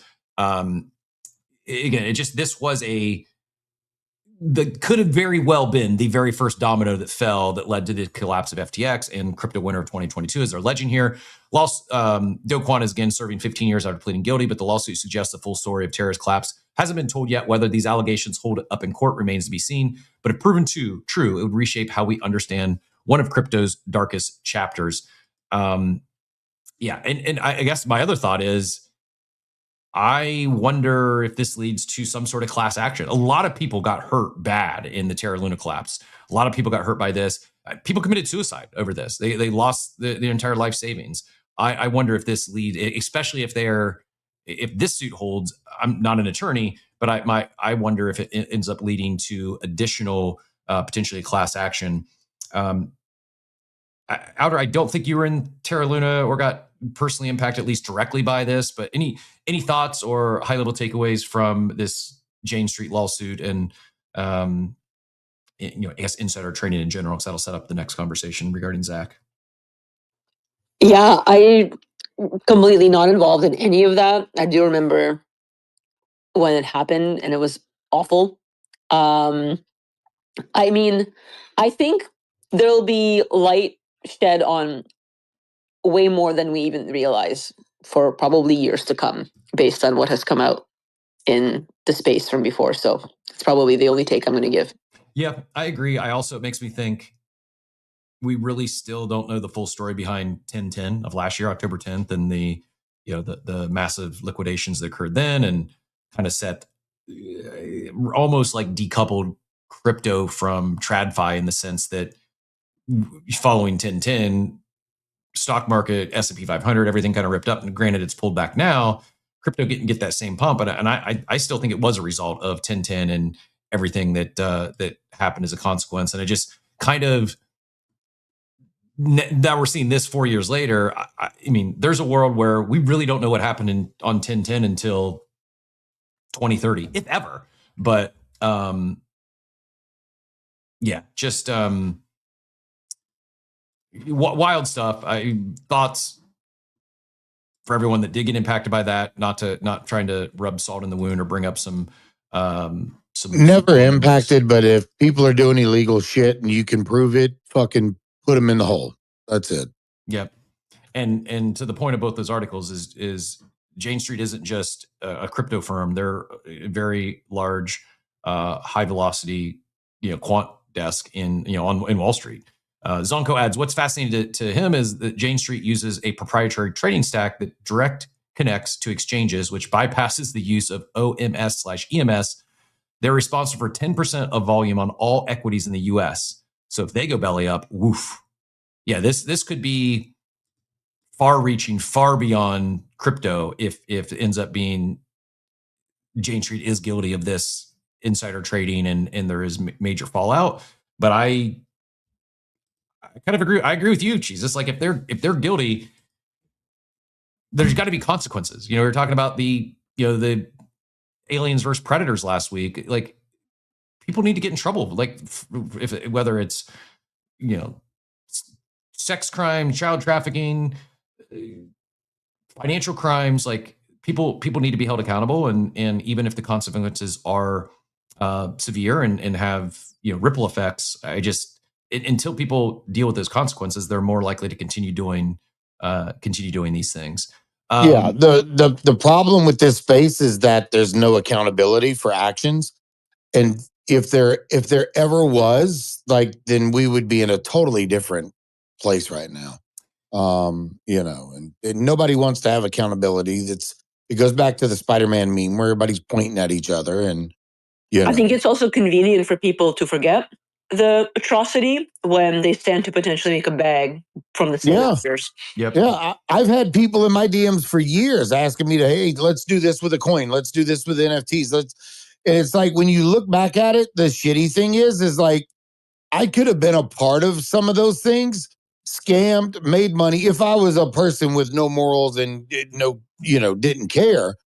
And I could have made a crap ton of money, but at the same time, I could still be on this stage today, or probably not, because Cap has morals and he'd be like, no, screw you. But it's like those people are still, applauded today because they innovated the space where they, it's wild, man. And, people still try to glaze Sam Bankman-Fried because, he was an early investor to Anthropic, and that stake would be worth hundreds of billions now. It's like, dude, he was an investor stealing customer funds. Like there's, you can't just stop trying to put a positive spin on this guy. He was a bad actor, and he should sit there. He shouldn't get pardoned. Like, just the worst part, I think, is that it proliferates a narrative that, like, if I or anyone chose to go into the nefarious arc, that is the gateway to making money in the space. And I think that's ultimately the worst part of it. Like, to the point where, if I accepted all of the crappy things that came through my doorway, I would absolutely have more money. And I hate that that's the narrative, right? Like, the narrative is that if I just sell my soul to the devil or whatever, I will be more rich. As opposed to what's the narrative of somehow not doing crappy things and still making a good bag, right? Like, that narrative exists less than the one where all of the things that you participated in, all the things you chill and all the things you take. Like, how do we change the narrative a little bit? Because everybody in the space myself included, is fine to just be like, yeah, well, this happened. It is what it is, right? Like, that's kind of the attitude we have. It's I think a big part of the reputation and PR problem in crypto is exactly that. It's not just are there scammers and grifters and charlatans. Those exist in most industries. In fact, for whatever reason, it seems like sometimes here they're like celebrated, and I don't get it. It is frustrating, but yeah, I hope these people pay the consequences. Speaking of paying the consequences, this is funny. Well, quick segue before we talk about the next expose and insider trading. I did allude to earlier changes coming on the timeline. Nikita in particular, cleaning up AI slop. Disclosures are coming. If you have a paid promotion, you got to disclose it. Otherwise, you risk getting your account suspended. Recently, just like last night, Kalshi removed all their affiliate badges from the platform, and well, it says X removed all the Kalshi affiliate badges. I thought when I first read it, I thought it was Kalshi doing it themselves. And Polymarket liked this post, to which Nikita replied with the Grim Reaper post coming next. So yeah, a little bit of humor there, but it like they're moving quick with some of these. Some may say severe, some may say overreaching. I say just do the right thing. Stop with the AI scam, AI slop in comment replies and comments. And that is now like you can reply as a human manually, but if you have some bot out there that is spam replying, GM to thousands of influencers, you're going to get nerfed. You're going to get your account suspended, and good. But why remove the badges? I don't understand that. Like, if you're a badge, you're an ambassador. That means you're getting paid by them. Well, or compensated, and some I don't understand that. Well, I do think it was. I could be wrong. I do think it was. I do think it was Kalshi, not X. I think Kalshi removed it because I'm trying to see if I can find the original post, because it was just too hard to manage. Basically, if someone's rocking a badge and they do something, or because I think a lot of this started with there was someone that, here's the best, most valuable companies this cycle, and it was a paid ad by Kalshi. Whether it was paid or Kalshi is paying them to be an ambassador and they're not disclosing that, I think that's where part of the issue is. So I think they removed it as more of a getting ahead of it and kind of like CYA, making sure that some affiliate isn't saying things they're not supposed to be, and Kalshi getting in trouble over it. I don't know. It says X removed Kalshi badges under updated paid partnerships policy. So, because I think the difference between, employees are, this is interesting. I don't know. I have to unpack this a little bit. Like I still rock a Mintify badge. I'm not paid to rock that badge. we don't really talk about Mintify anymore. We talk about OpenSea. I like the former team member at Mintify. I just keep the badge because it gives me the perks of having a badge. But I'm not compensated to do that. Did they forget about it? No, I think I don't know. I'm messing with you. I should say I do have some Mintify tokens. So indirectly, I was paid at some point. I don't talk about them. My posts aren't, but maybe this is part of like, I think it's assumed you're working for a company or you had some relationship with a company, to your point. But that's my question is like, I don't know. Good question. So this was the first one I saw was Kalshi. Kalshi abandoned it. And now I'm seeing reports that it wasn't Kalshi, it was X removed them. Because I also think part of this is specifically targeting prediction markets, casinos, gambling. There's been if you like stack rank, what are the biggest abusers of undisclosed paid promotions? I think prediction markets, casinos, probably at the top of the list. And so maybe this is the first step. Maybe it ends up trickling down entirely. Like, if you're an employee, should you be able to rock a badge? Sure. If you're an ambassador, how do you disclose that? Good question. I don't know. Maybe again, new features coming. But that's what I'm saying. So like I work for the Diamante team. I host their spaces. I put posts out. I, engage with the community in Discord.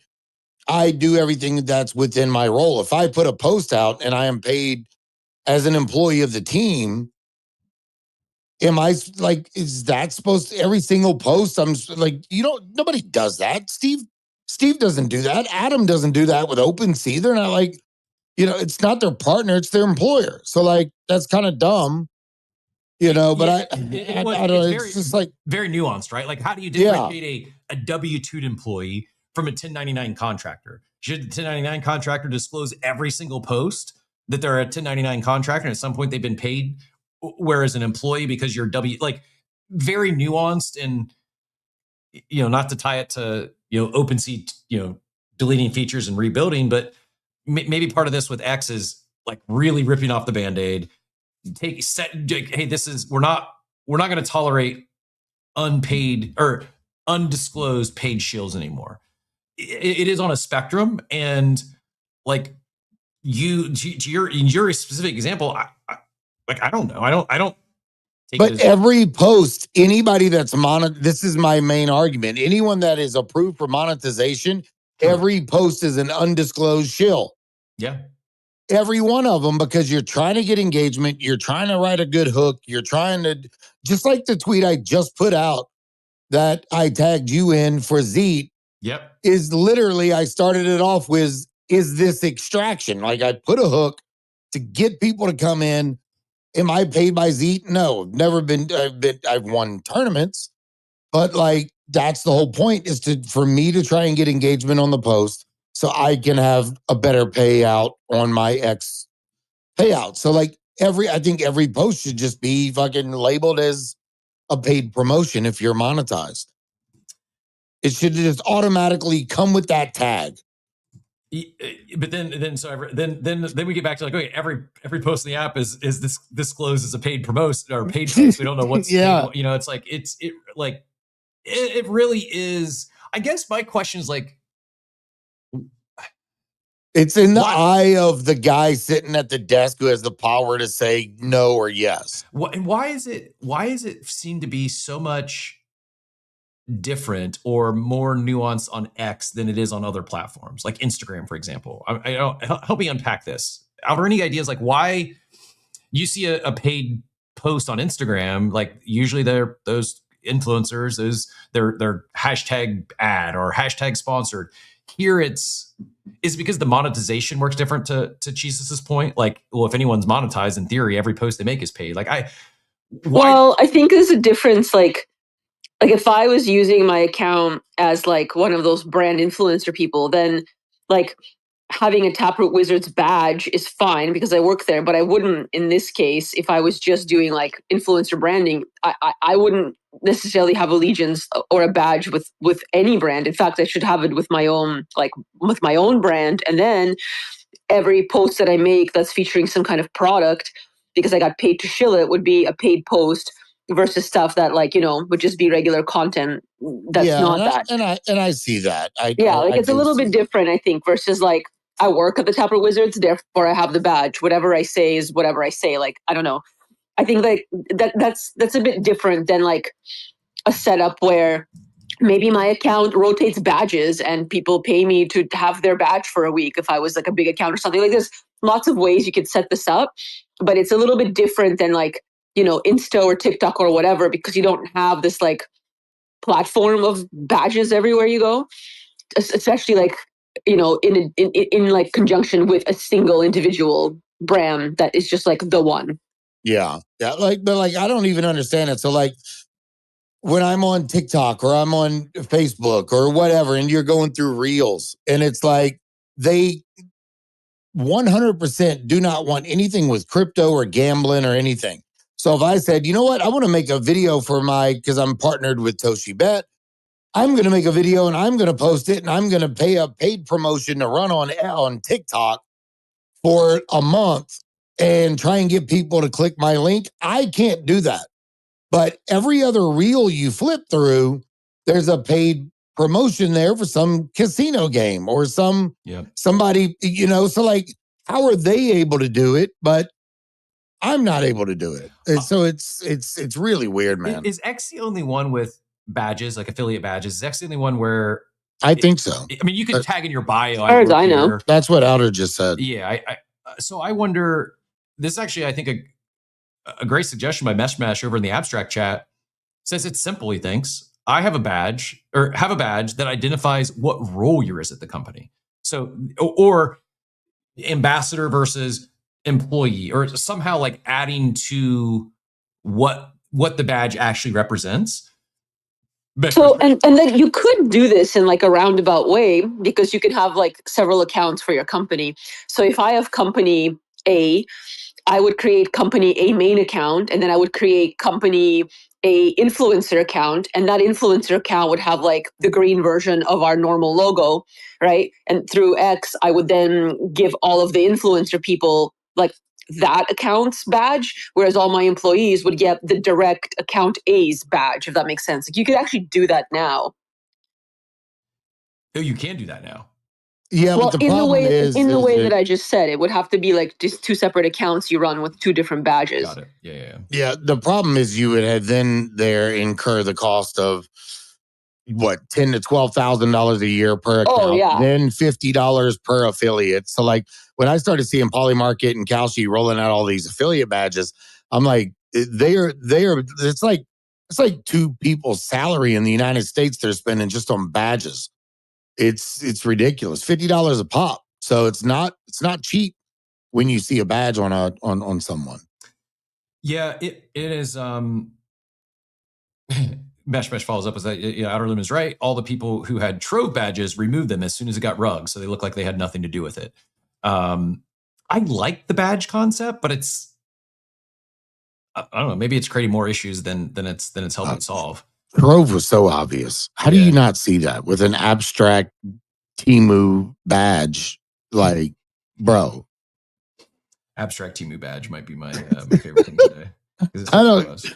Yeah, it looks like they went on Fiverr and paid the guy who was like 50 cent and for web design, and said, "Give me a logo." And this guy just like, he probably farmed abstract and just took the logo, flipped it, and well, they didn't even go to Fiverr. They just dropped it in ChatGPT, said, "Compute an image and make this slightly different."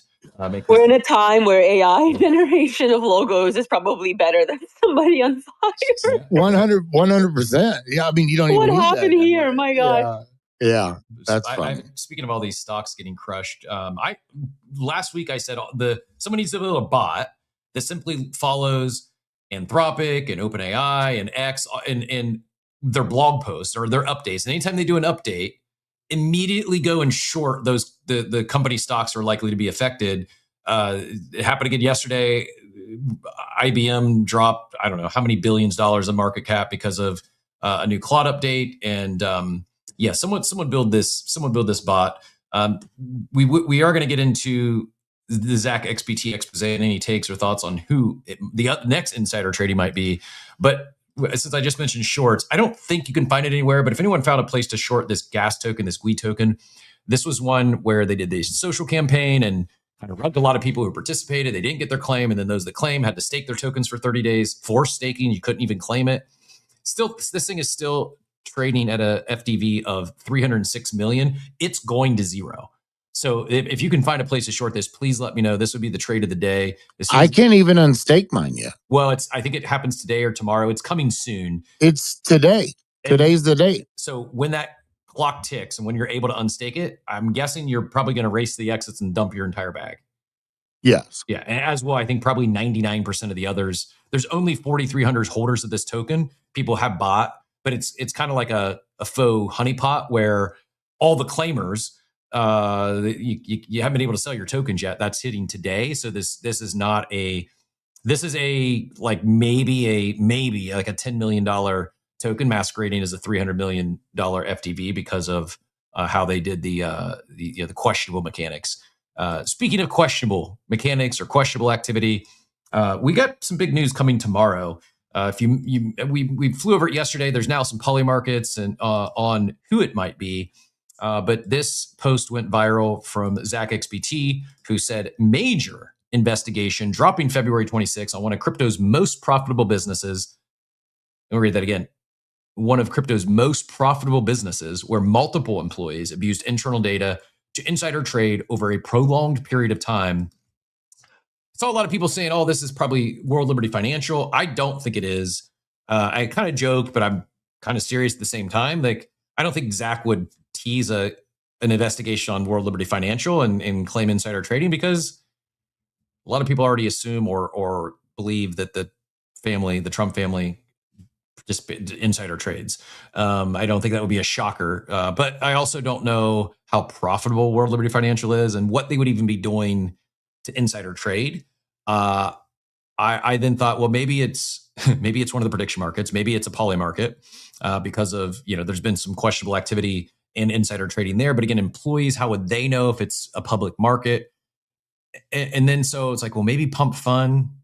But I actually do think it's, and I should have put the tweet out yesterday when I had it in drafts, because it's now by far, in a way, the leading, like 50%, I believe, on Polymer, 41%, excuse me, are Meteora is the leader in the clubhouse right now. Meteora at 39%, Axiom at 16%, Pump Fund at 12%, MEX at 12%, World Liberty Financial at 4%, Binance at 3%. Same thing there. Like Binance wouldn't be shocking, but I also think is like almost too obvious for Zach to tease it out like this, because they've been caught insider trading before. Jupiter 3%, Wintermute 2%, Grayscale 1%, Coinbase on there at 1%. I think I struggle explaining what Meteora does, but I've had some really smart people that are deep in the weeds and explain to me, like, people making money on the tokens and Pump Fund and the trenches. It's the big money got made behind the scenes. And I, even before I saw it at 40%, it's actually down. It was higher. It looks like it almost hit 60%. But I think Meteora is probably likely here. Outer, I'm going to hand it to you, and I'm going to step out and refill the coffee real quick. So I'll be right back. But feel free to take it wherever you'd like. And then if we have other hands, feel free to take it around the stage. Thanks. Yeah, I'm going to slightly pivot for a second and just like say this PSA, because I see this on my timeline still. And I'm sure most of the people in the space already know this, but like in case you don't, I keep seeing posts of people fading Vitalik because he's withdrawing ETH and like, panic posting and just like saying, oh my God, what is he doing? Blah, blah, blah. So like one more time for those in the back, he made an announcement on January 30th. He's going to take out 16,000 or so ETH because he's leaning into privacy tech development for like a bunch of years. Like that's the TLDR. He made an announcement he's going to do it. When you see that there's a withdrawal of like 3K ETH, is not a panic thing. He said he was going to do it. Like every time I see somebody's like crazy post freaking out that he's selling Ethereum, I'm just like, oh my God, please stop. So that's all I really wanted to say. But yeah, I don't know. I don't know if anyone else has any comments on that part of it, or if anyone else has. So is he taking the ETH, selling it, and then investing that ETH into privacy chains? Yeah. Has he announced what privacy chains he's investing in? Not that I've seen. I'd have to let me see if I can find it. But yeah, he said at least like a grok post to someone else scrutinizing it said he withdrew 16,000 ETH, I think. Yeah, 16,384 ETH to fund open source, secure, verifiable, full stack tech hardware for privacy, self-sovereignty, and public goods over the years. So this is his share of the Ethereum Foundation's mild austerity to deliver roadmap and long-term sustainability. So he still holds 224,000 ETH. Jesus Christ. It's what an interesting comparison though, compared to like something like Bitcoin, right? Where like we don't know who made Bitcoin, and like it's so different when like Vitalik is the face of Ethereum, and when things move or when something happens, all eyes on Vitalik. We see him petting a robot on the floor of a convention. I didn't go to East Denver. Does anyone have any like East Denver takes, or have you seen anything? I saw it didn't look great. much smaller. Didn't Beeple make an? It was all builders. It was all builders. That's what I've heard. There was no outside. People were yelling at each other from across the arena. It was so much space in there. Yeah, it was smaller. Now, I heard some say there was some good conversations, but most it was, I don't want to say depressing. That's not fair, but it seemed like, based on what I saw, probably the smallest attended ETH Denver in a long time. I think they're moving it to the public library next year. Did Vitalik go to it?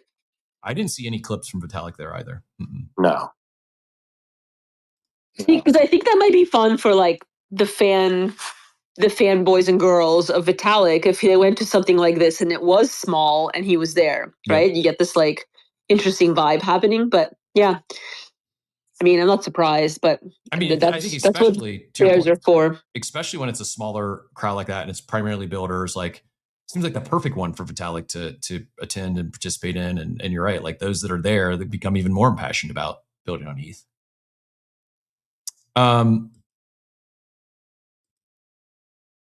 Back to your point though, bro. I wouldn't be surprised if it's Mexi with ZachXBT, because there's some shady motherfuckers over there. Yeah, seen. I guess Mayhem says Meteor is such a solid product. Hopefully it's not them. But there was some connection to the Hayden Davis stuff. That's also why I think might be them, is more than we know really what happened there. He says hoping it's bigger, and that's why he pre-announced it. I wonder if these, like even listed here, when we talk about size and bigger impact on the space. Is there not a other, or is it just these brands? Yeah, just these brands. But they got a lot listed as I scroll down. I mean, it's after, I said Grayscale, Upbit, Coinbase, Hyperliquid.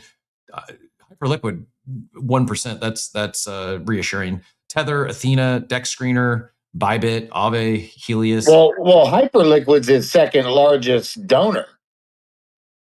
Optimism is his number one. Who's like giving him rewards, I guess, for finding bugs and whatever. But Hyperliquid's number two. It would be pretty wild if he came out. I mean, obviously, to protect his brand, he wouldn't accept money, just to be quiet. So Mexi was early leader. They were at 50% and then dropped pretty quickly.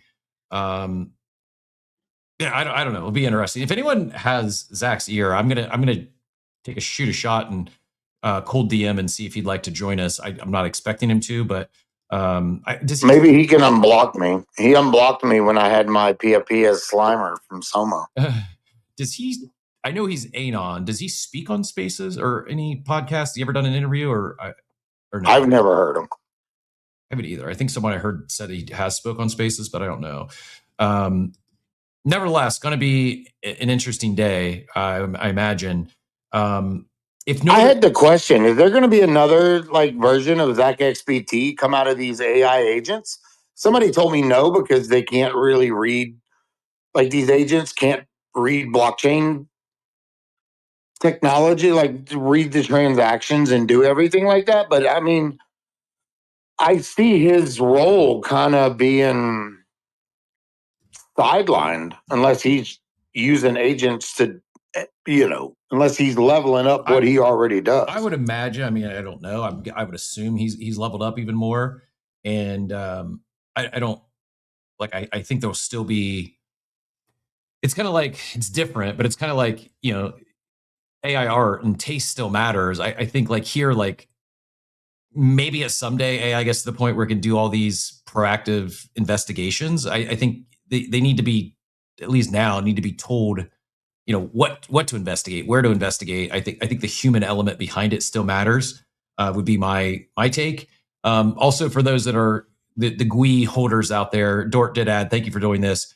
He believes most could actually unstake tomorrow at 7 p.m. Eastern, doing some digging on the contract with lock-in function in the contract and converting that Unix code to the actual date and time.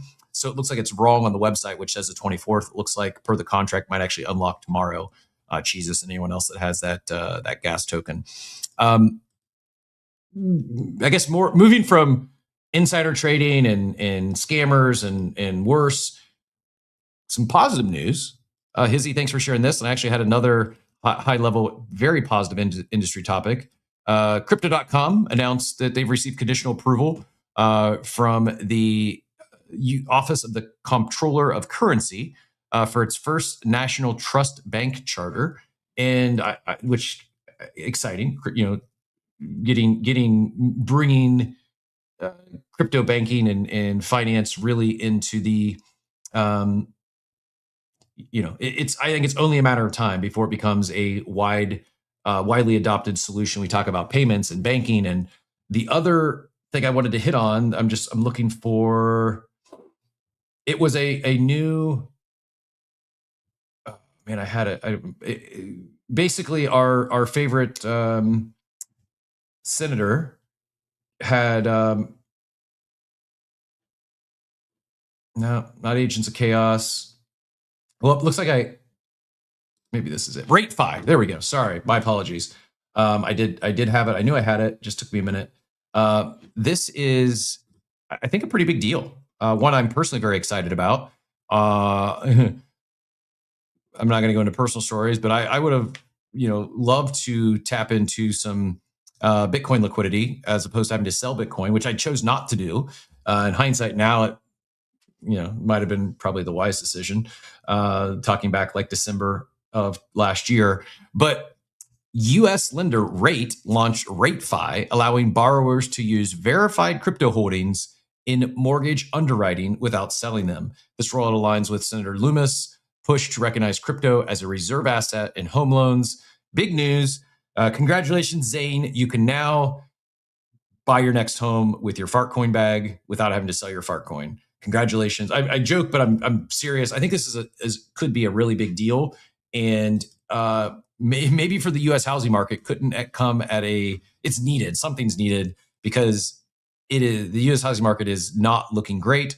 There are lowest active home buyers on record. Meanwhile, sellers climbing to nearly 2 million. It's the widest gap ever recorded. This is even worse in some markets. You can double tap and drill down to specific markets where the number of sellers just vastly outweighs buyers. It's so wild because it wasn't I'm old enough to remember not that long ago that you couldn't even get an offer on a house unless you came in, like there was bidding wars. Like you had to come in, they'd list the house for $1 million, and to even have a shot, you'd have to offer 1.2.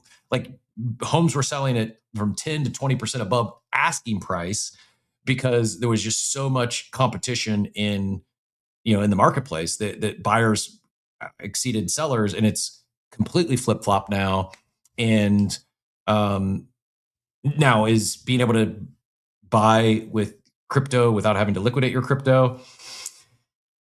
Is that going to change this? No, but I do think it's a positive step, especially for those of us deep in this industry and if you're holding,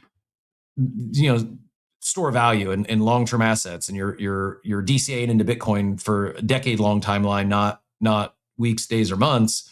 I think this is a big win, and I think the combination of all these things, from Crypto.com becoming an official bank to RateFi and being able to tap into your crypto liquidity or equity rather for it to be considered in a mortgage.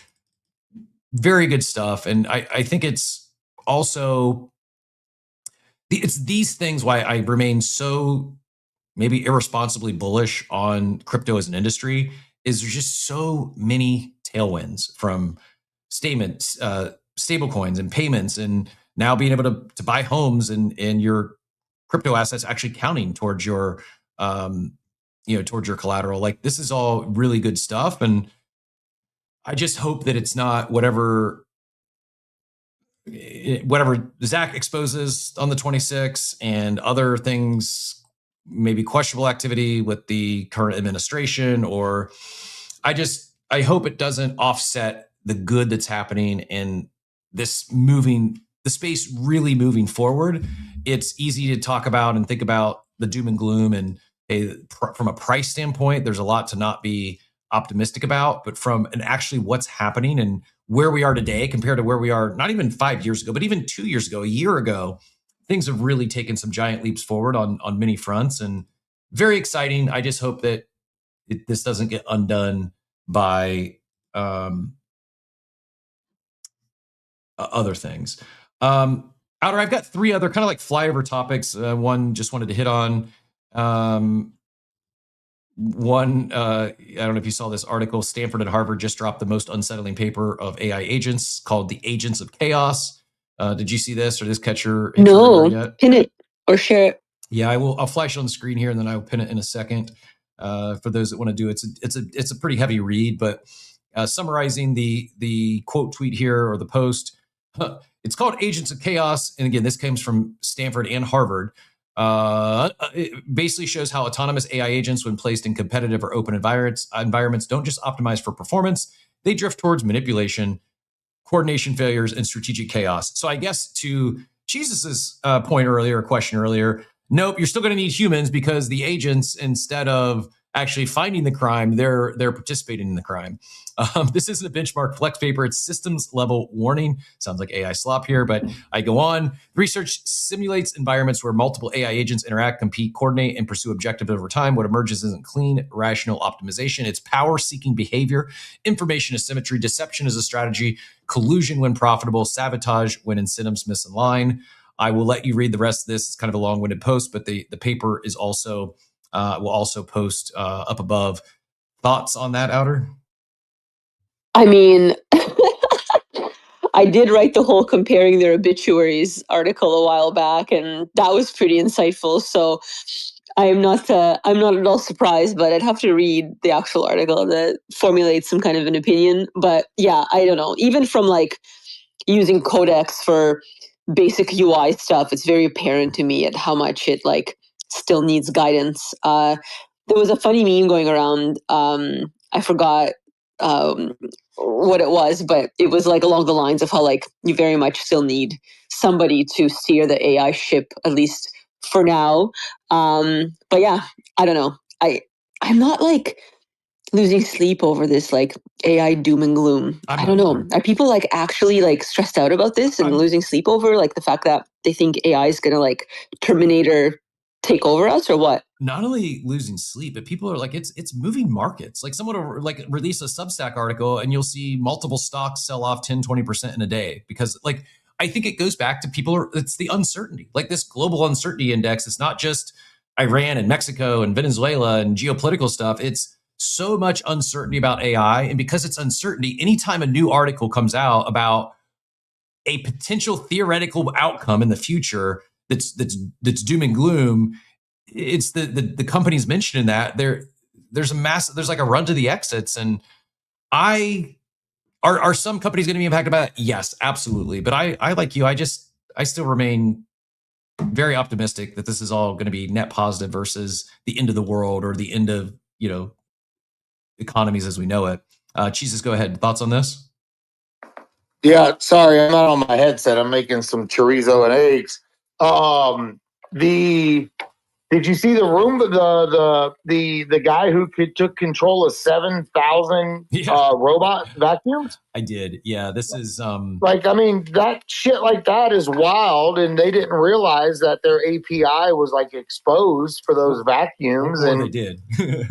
Yeah, this guy literally had mapping data and everything of people's houses, and that's kind of scary. I've got this pulled up here. The story is actually insane. Dude drops 2,000 on a DJI robot like a lunatic, refuses to use the normal app like a peasant, fires up Claude to crack the API so he can drive it with an Xbox controller.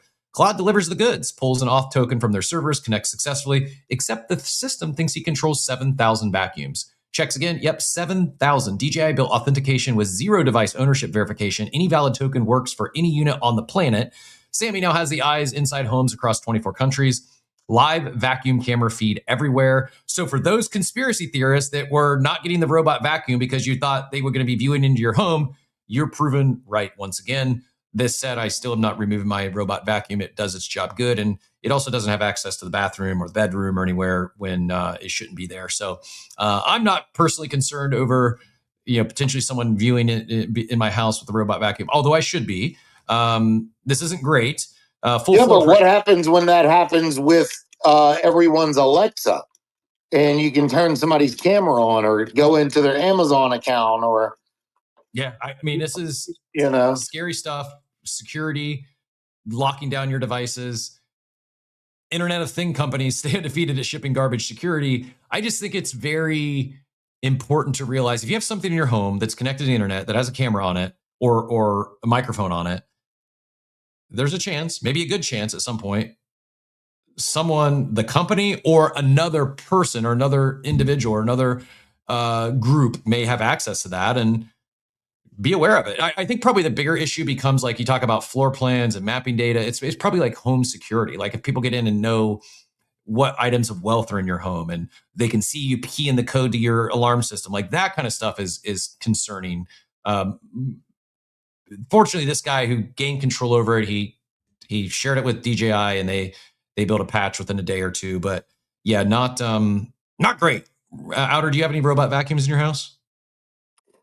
We have a Roomba, and the plan was to run it, but then the app re-updated, and we never just it just sits there. We have a much more reliable cleaning source, which is a housekeeper that comes every week, and that seems to be fine. But if there was an AI opportunity for one, sure. I would totally take an AI in my home, physical one, little bot. Sounds great. Yeah, I'm with you. I will, as soon as the Optimus Prime or humanoid robot becomes, consumer price point and can do more than, I will be an adopter. I understand the risk, and I love I have a Roborock vacuum cleaner, and it's awesome. It's great. And it's wild. This is very, very deep, but why not? It seems relevant. Those kind of things don't faze me, because I realized through, I think, the last year of the things that have happened in my life is that I'm not actually afraid of dying. And because I'm not afraid of dying, I'm not afraid if something kills me. Because I'm not afraid of dying, I'm not losing sleep over these things, because the news flash I got is that so far, people kind of die, and that's kind of the thing. So that has liberated my thinking in a lot of ways in terms of fear in general of anything. I'm just well, great, but doesn't change any outcome anyway. So I might as well just not stress about things that are that much outside of my control, if that makes sense. Am I gonna would I rather take my chances and have some robot come into my house that I can buy that'll make me a meal every night that I enjoy? Or it might kill me. Okay, but I'm gonna die anyway, so fine. I'd rather enjoy all the meals for 3 years and then it takes me out. Cool, I enjoyed the meals. I don't know. I'm just not. Maybe it's the whole cancer thing. I don't know. I realized with it that people talk about this cancer battle and cancer survivor, and I'm just no one is a cancer survivor, because no one is a survivor. What is this? I don't know. Topic for another time, but it really made me I'm just very chill. I'm very, I have never been more chill. I mean, I aspire to be that chill. I'm an aspiring stoic. I would love to have that outlook. But if I'm keeping it real, I don't want to die yet. I'm not ready. I don't it's not something I do think about death and my mortality often. I use it as a motivator, knowing that I am going to die someday and my time here is limited. But I probably do have somewhat of a fear if I'm really being authentic. Maybe more so than even myself is my loved ones. I wouldn't want to do anything be responsible for, some robot taking the life of, my kids, that's probably the greater fear. But yeah. Well, and to be clear, I didn't say that I want to die. I mean, it's more about the accepting something that is inevitable in a way that doesn't skew my decision making. I think it came from just making some decisions on treatments, and it was very interesting to see how empowering it kind of became, where I'm not making any decision based on fear, if that makes sense. I'm making decisions based on science and logic and reason, and not because I'm scared. And when you remove that that fight or flight fear from day-to-day life, it it's like, I mean, most people don't even think about death, and that's fine. Or some people just live in fear of that entirely, which is the opposite side of this. And then there's, I think, this, like, to your point, stoic kind of acceptance of things that are kind of inevitable. And I think that that's like the part that's comforting for me. And part of it actually was like, in facing kind of like this idea of mortality, I realized I was like, okay, well, are there things that I just like haven't done on my to-do list that I keep putting off that I want to do? And so that really inspired me to like dust off the old like life list. Like, this goes back to like this idea of perception. I feel like I'm like kind of full circling the opener here, where like one of the coolest things about having this perspective is that I now made like a very tangible, like, you know, I think it's about 4 things on it list that I would like to do before I do go. And so now I'm kind of like laser focused on getting those things out into the world because they're important to me. And everything else is like fine, whatever. But these things are like non-negotiable. I would be like sad if I died tomorrow and I haven't done them. So it's given me a lot of drive to like to do those things. And look, I'll probably end up living for another like 40 years, right? But the bucket list will be done this year, you know? Like, why not? I think that's very close to where I net out. That there's more things I want to do first. I do aspire to have the same level of peace with my mortality. I mean, I've said it before, if I ever get a tattoo that's words, it'll be memento mori. Like, remember you must die is it is a great motivator for me. Yes, things not done. The listen, it's not about like, oh, material things I need to buy, or even like, while I do have like a list of 100 experiences, it's mostly travel and experiences. I still have more to give. I don't know. It's not the right word I'm looking for, but more to do. I like contribute, more to contribute, maybe. Yeah, exactly. Yep. Legacy is important to me, and I'm grateful for my life experience I've had to this point. There is more I would like to contribute before my time here is done. And deep thoughts with Cap and Outer this morning from perfect. It was a perfect bookend to the cold open topic. So thank you. I had to. I was like, man, how could I not? This just like totally ropes this right back in. Yep. Very, very well done.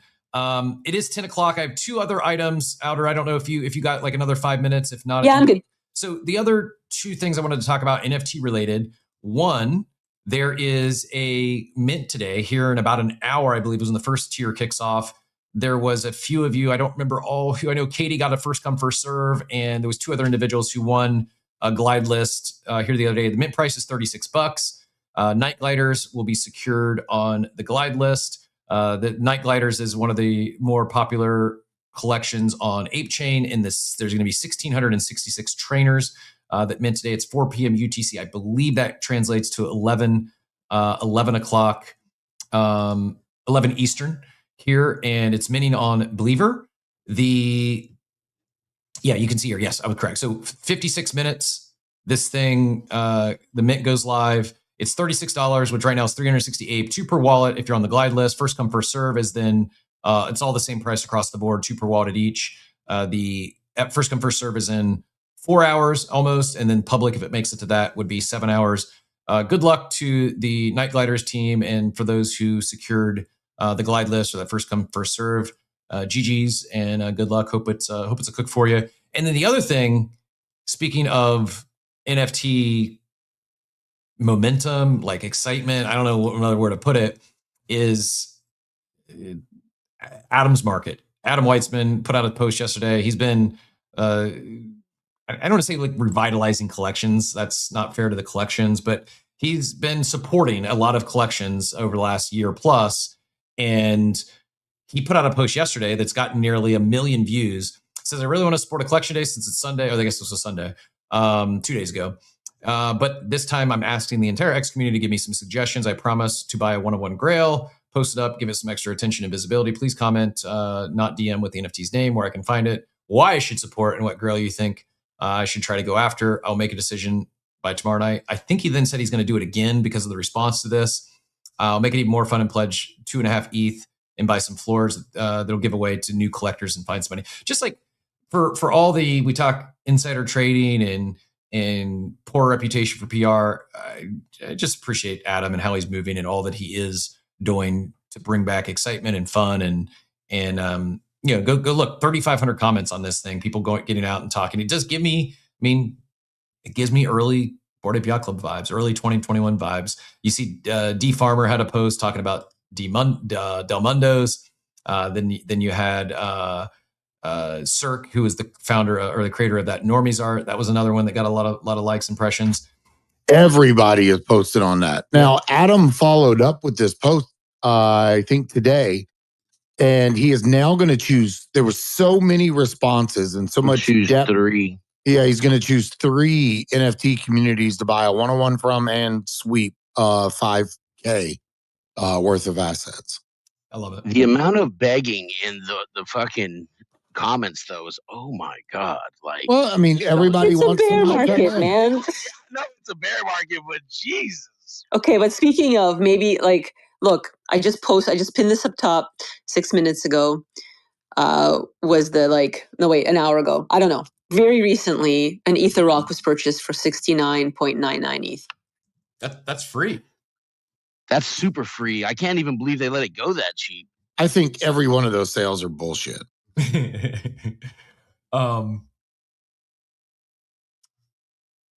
Maybe there's only 100 of them, and actually, I'm surprised. I mean, who was it? With the UCAP, you asked me like, what would be my grail, and everyone's like punks, and I literally was like, the grail for me would be an Ether Rock. Literally, would PFP it with some googly eyes over it.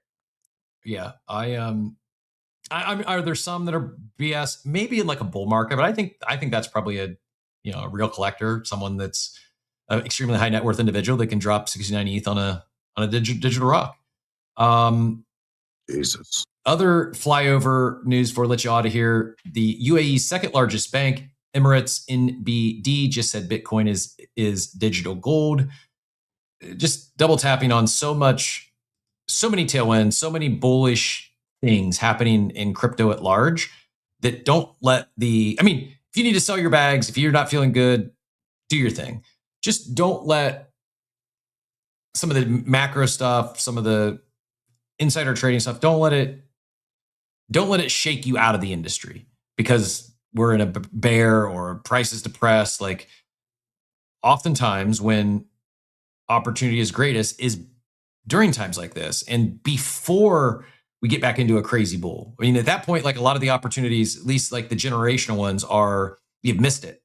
If you were in crypto and then the COVID crash hit and you left and you stopped paying attention, you would have missed NBA Top Shot. You would have missed Bored Apes minting. You might have came back and got in like summer of 2021. A lot of crypto OGs did. A lot of crypto OGs missed the early mania of the NFT bull run because they were shaken out by the COVID crash. Something that was largely unrelated to crypto. It crushed most financial markets, and crypto's far out on the risk curve. So you don't have to trade. You can paper trade shorting the GUI token today with me if you'd like. But I do think it is a great time to be paying attention, great time to hone some skills. Maybe it's leveraging AI to learn more or become a better trader. To each their own. Like, your journey's yours. I just don't pack up shop and go home because there's things that are outside of your control, outside of the industry's controls for that matter. But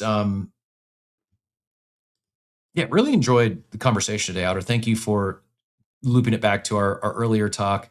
I know we pinned some articles up top. I will give one more for the AI builders out there. If you're looking for a project this week or something, a skill to develop while you're staying close to this industry, might I suggest learning how to get ahead of the next wave of SEO? This, I haven't validated if it's true or not, but says got a local HVAC company mentioned by ChatGPT in 72 hours, no SEO, no backlinks, no 80 months.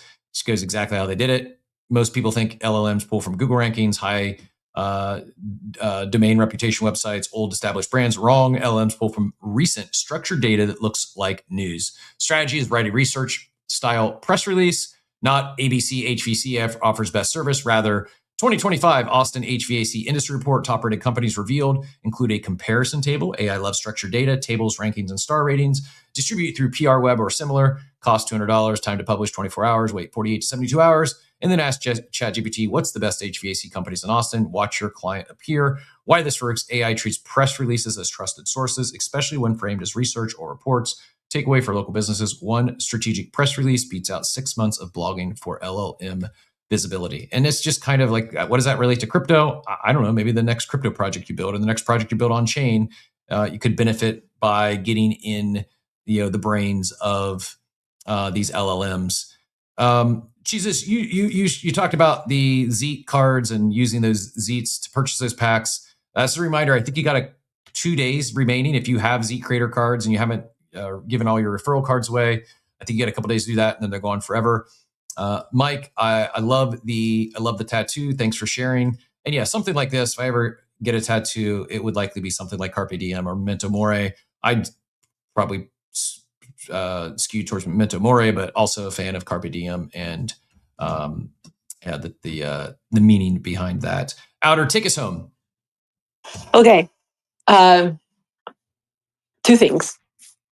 Since you mentioned tattoos, I'm looking for, I think, getting an Ouroboros, which is like the snake eating its own tail. Okay.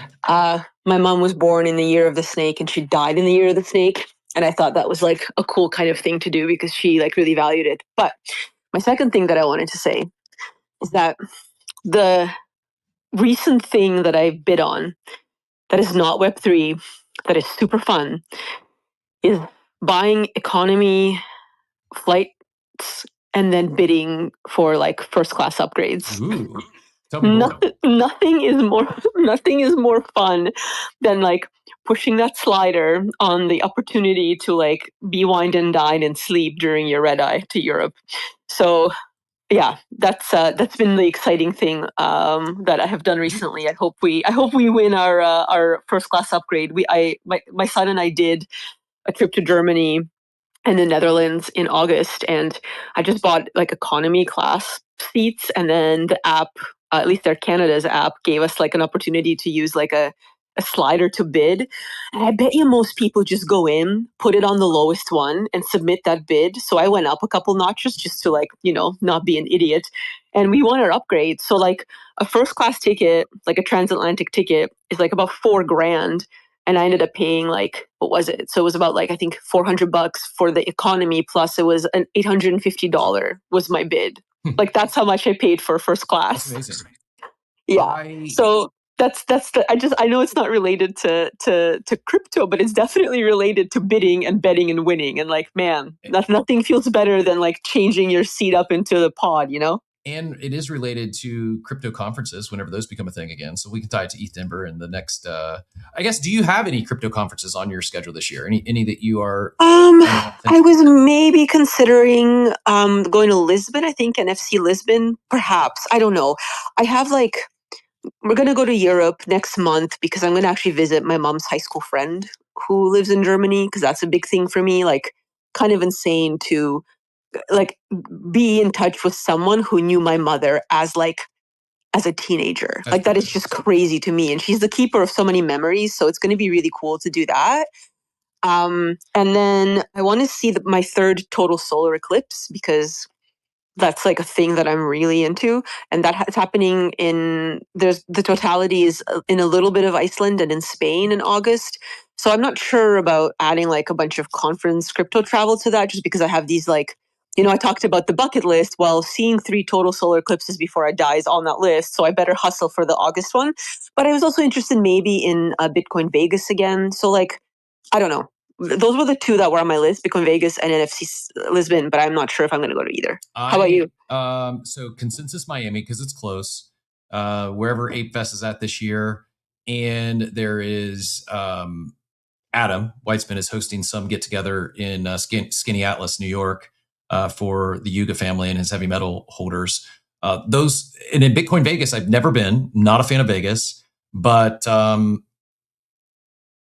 partner we're going to be announcing here soon is doing some stuff there with adjacent, some side event stuff. So yeah, it's on, like I've penciled in Bitcoin Vegas, haven't committed yet, but probably will. Marfa's on my list some point, but probably not this year.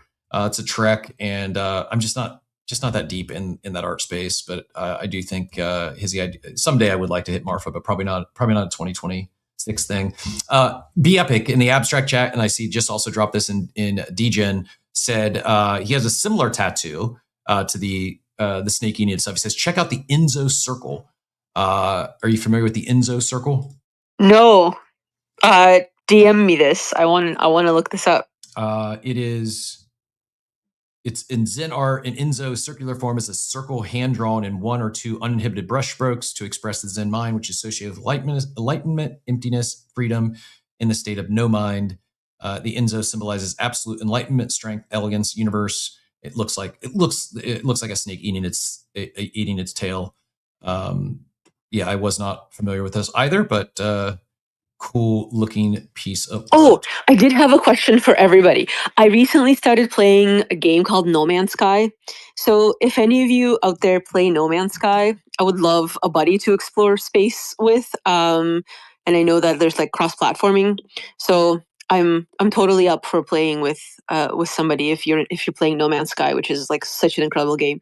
So please DM me if you're playing No Man's Sky. I'm looking for online space explorer friends. Sorry to hijack the space, but I'm like, wait, this is a good place to ask in case there's any gamers. This it's funny because the first image I saw when I Googled it looks like an Ethereum logo in the background of the sky. Oh yes, it's such a great game. It's like EVE Online, except it isn't. In that you actually get to like walk on planets and mine resources. It's beautiful. Yeah, I really like it. I love Star Fox 64. That's like my favorite game of all time, and this is like a Star 64 on like steroids. It's so good. Fun. So one of these days I'm going to get back into the gaming streets. Right now. Well, we talked about life perception and doing different things. Yeah. I started a brand new game as a newbie just because it is completely like a new experience. And the first time I played it for like the morning on a weekend, I felt like it was like maybe 20 hours, even though it was only like 4. Like it felt so new and so fresh and so cool. I mean, gaming is a great way to do something different, right? Great call. Yep, that might be it. That might be my my new thing is just find a new. Okay, so you need to start playing No Man's Sky, and then we can just play together. I'll check it out. Is it you said it's cross-platform, so Xbox is good, yeah? Yep. And then there's a way that we can, like, you send me a friend code and I send you yours, and then we can just join each other in whatever experience. Yeah, it's really awesome. My son and I tested it out, and it works awesome. Very cool. Speaking, I also saw gaming like Diablo and Age of Empires releasing new full worlds due to AI and helping them just develop so much faster. Good luck, everyone that's getting their XP in abstract today. And then late breaking news here to send you off on your Tuesday. Coinbase just opened 24/5 stock trading. You now trade stocks 24 hours a day, Monday through Friday on Coinbase. What of course you can, because we definitely need more degeneracy in our lives. I'm not sure what that does for numbers or price go up or price go down, but you now can trade any hour of the day, as long as it's during the week. With that, Jesus, go ahead. Final thoughts?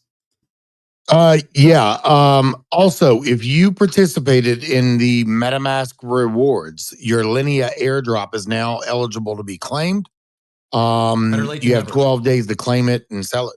Better late than never. I saw some pushback or FUD on the timeline that had been delayed, so it's good to hear it's here. And go claim your free monies. Go claim your. I need to check. I didn't participate, but had a lot. I got like $40, bro. So, but hey, that's $40 I did not have. I'm grateful for it. So, buy you lunch today. So, I can go buy more chorizo. Appreciate you contributing. Same with Machiavelli and all of our guest speakers. Outer, certainly appreciate you, and as always, really enjoy hosting with you. Thanks so much for your time and all your big brain takes and finding somehow to. Outer's my favorite day of the week. Yeah, same. Oh, I love you guys. Otis says nothing wakes him up like a panic blowing through his alarm and missing the first half of the show. Good thing it is recorded, Otis. So you can go check as soon as we wrap up here. You can go head over to YouTube. You're on YouTube now, so just play it back. You won't miss a thing. And for those of you that aren't on video yet, the podcast does hit all the podcast platforms, or the big ones, anyways. Early afternoon. Thanks to our producer Payne. The Coffee with Captain account that I've struggled. I'm due for a new phone, so now my Apple Watch shopping. I am upgrading the old Bat phone. It is end of life. I can't even get it to power on without it being plugged into a charger. It's completely shot. So it is time to. I held off too long. New phone coming, new watch coming, all the new toys, and we'll see. Maybe some more fun toys here to improve the show as well. Be Epic, thank you for the kind words. Yeah, Payne is the legend. Be Epic giving shouts out to Cap, Outer Lumen, Jesus, Katie. Appreciate y'all. Have a wonderful Tuesday. We'll be back tomorrow. Actually, that was my last. I do as we play out the outro here. I will pin up the link for tomorrow's show. Do me a favor and go hit the reminder for this one. It's pinned up top all the way to your left. X, it's not just us, it's across the board. Discovery on Audio Spaces is, I don't know what's broken, but it's broken. I was talking X videos, completely nerfed now, unless you find it and pin it. X audio, I just pinned it. It's not showing up. So it should pop up there in a second. And then I will let you all get on with the rest of your day. But yeah, go hit those reminders. There it is. It's up top now. Go hit that reminder for tomorrow's show so you don't miss it in case Discovery is off once again. But I appreciate all of you being here today. Thanks so much for the support, and enjoy the rest of your Tuesdays. Steve would say, I hope you all have a wonderful day, everyone.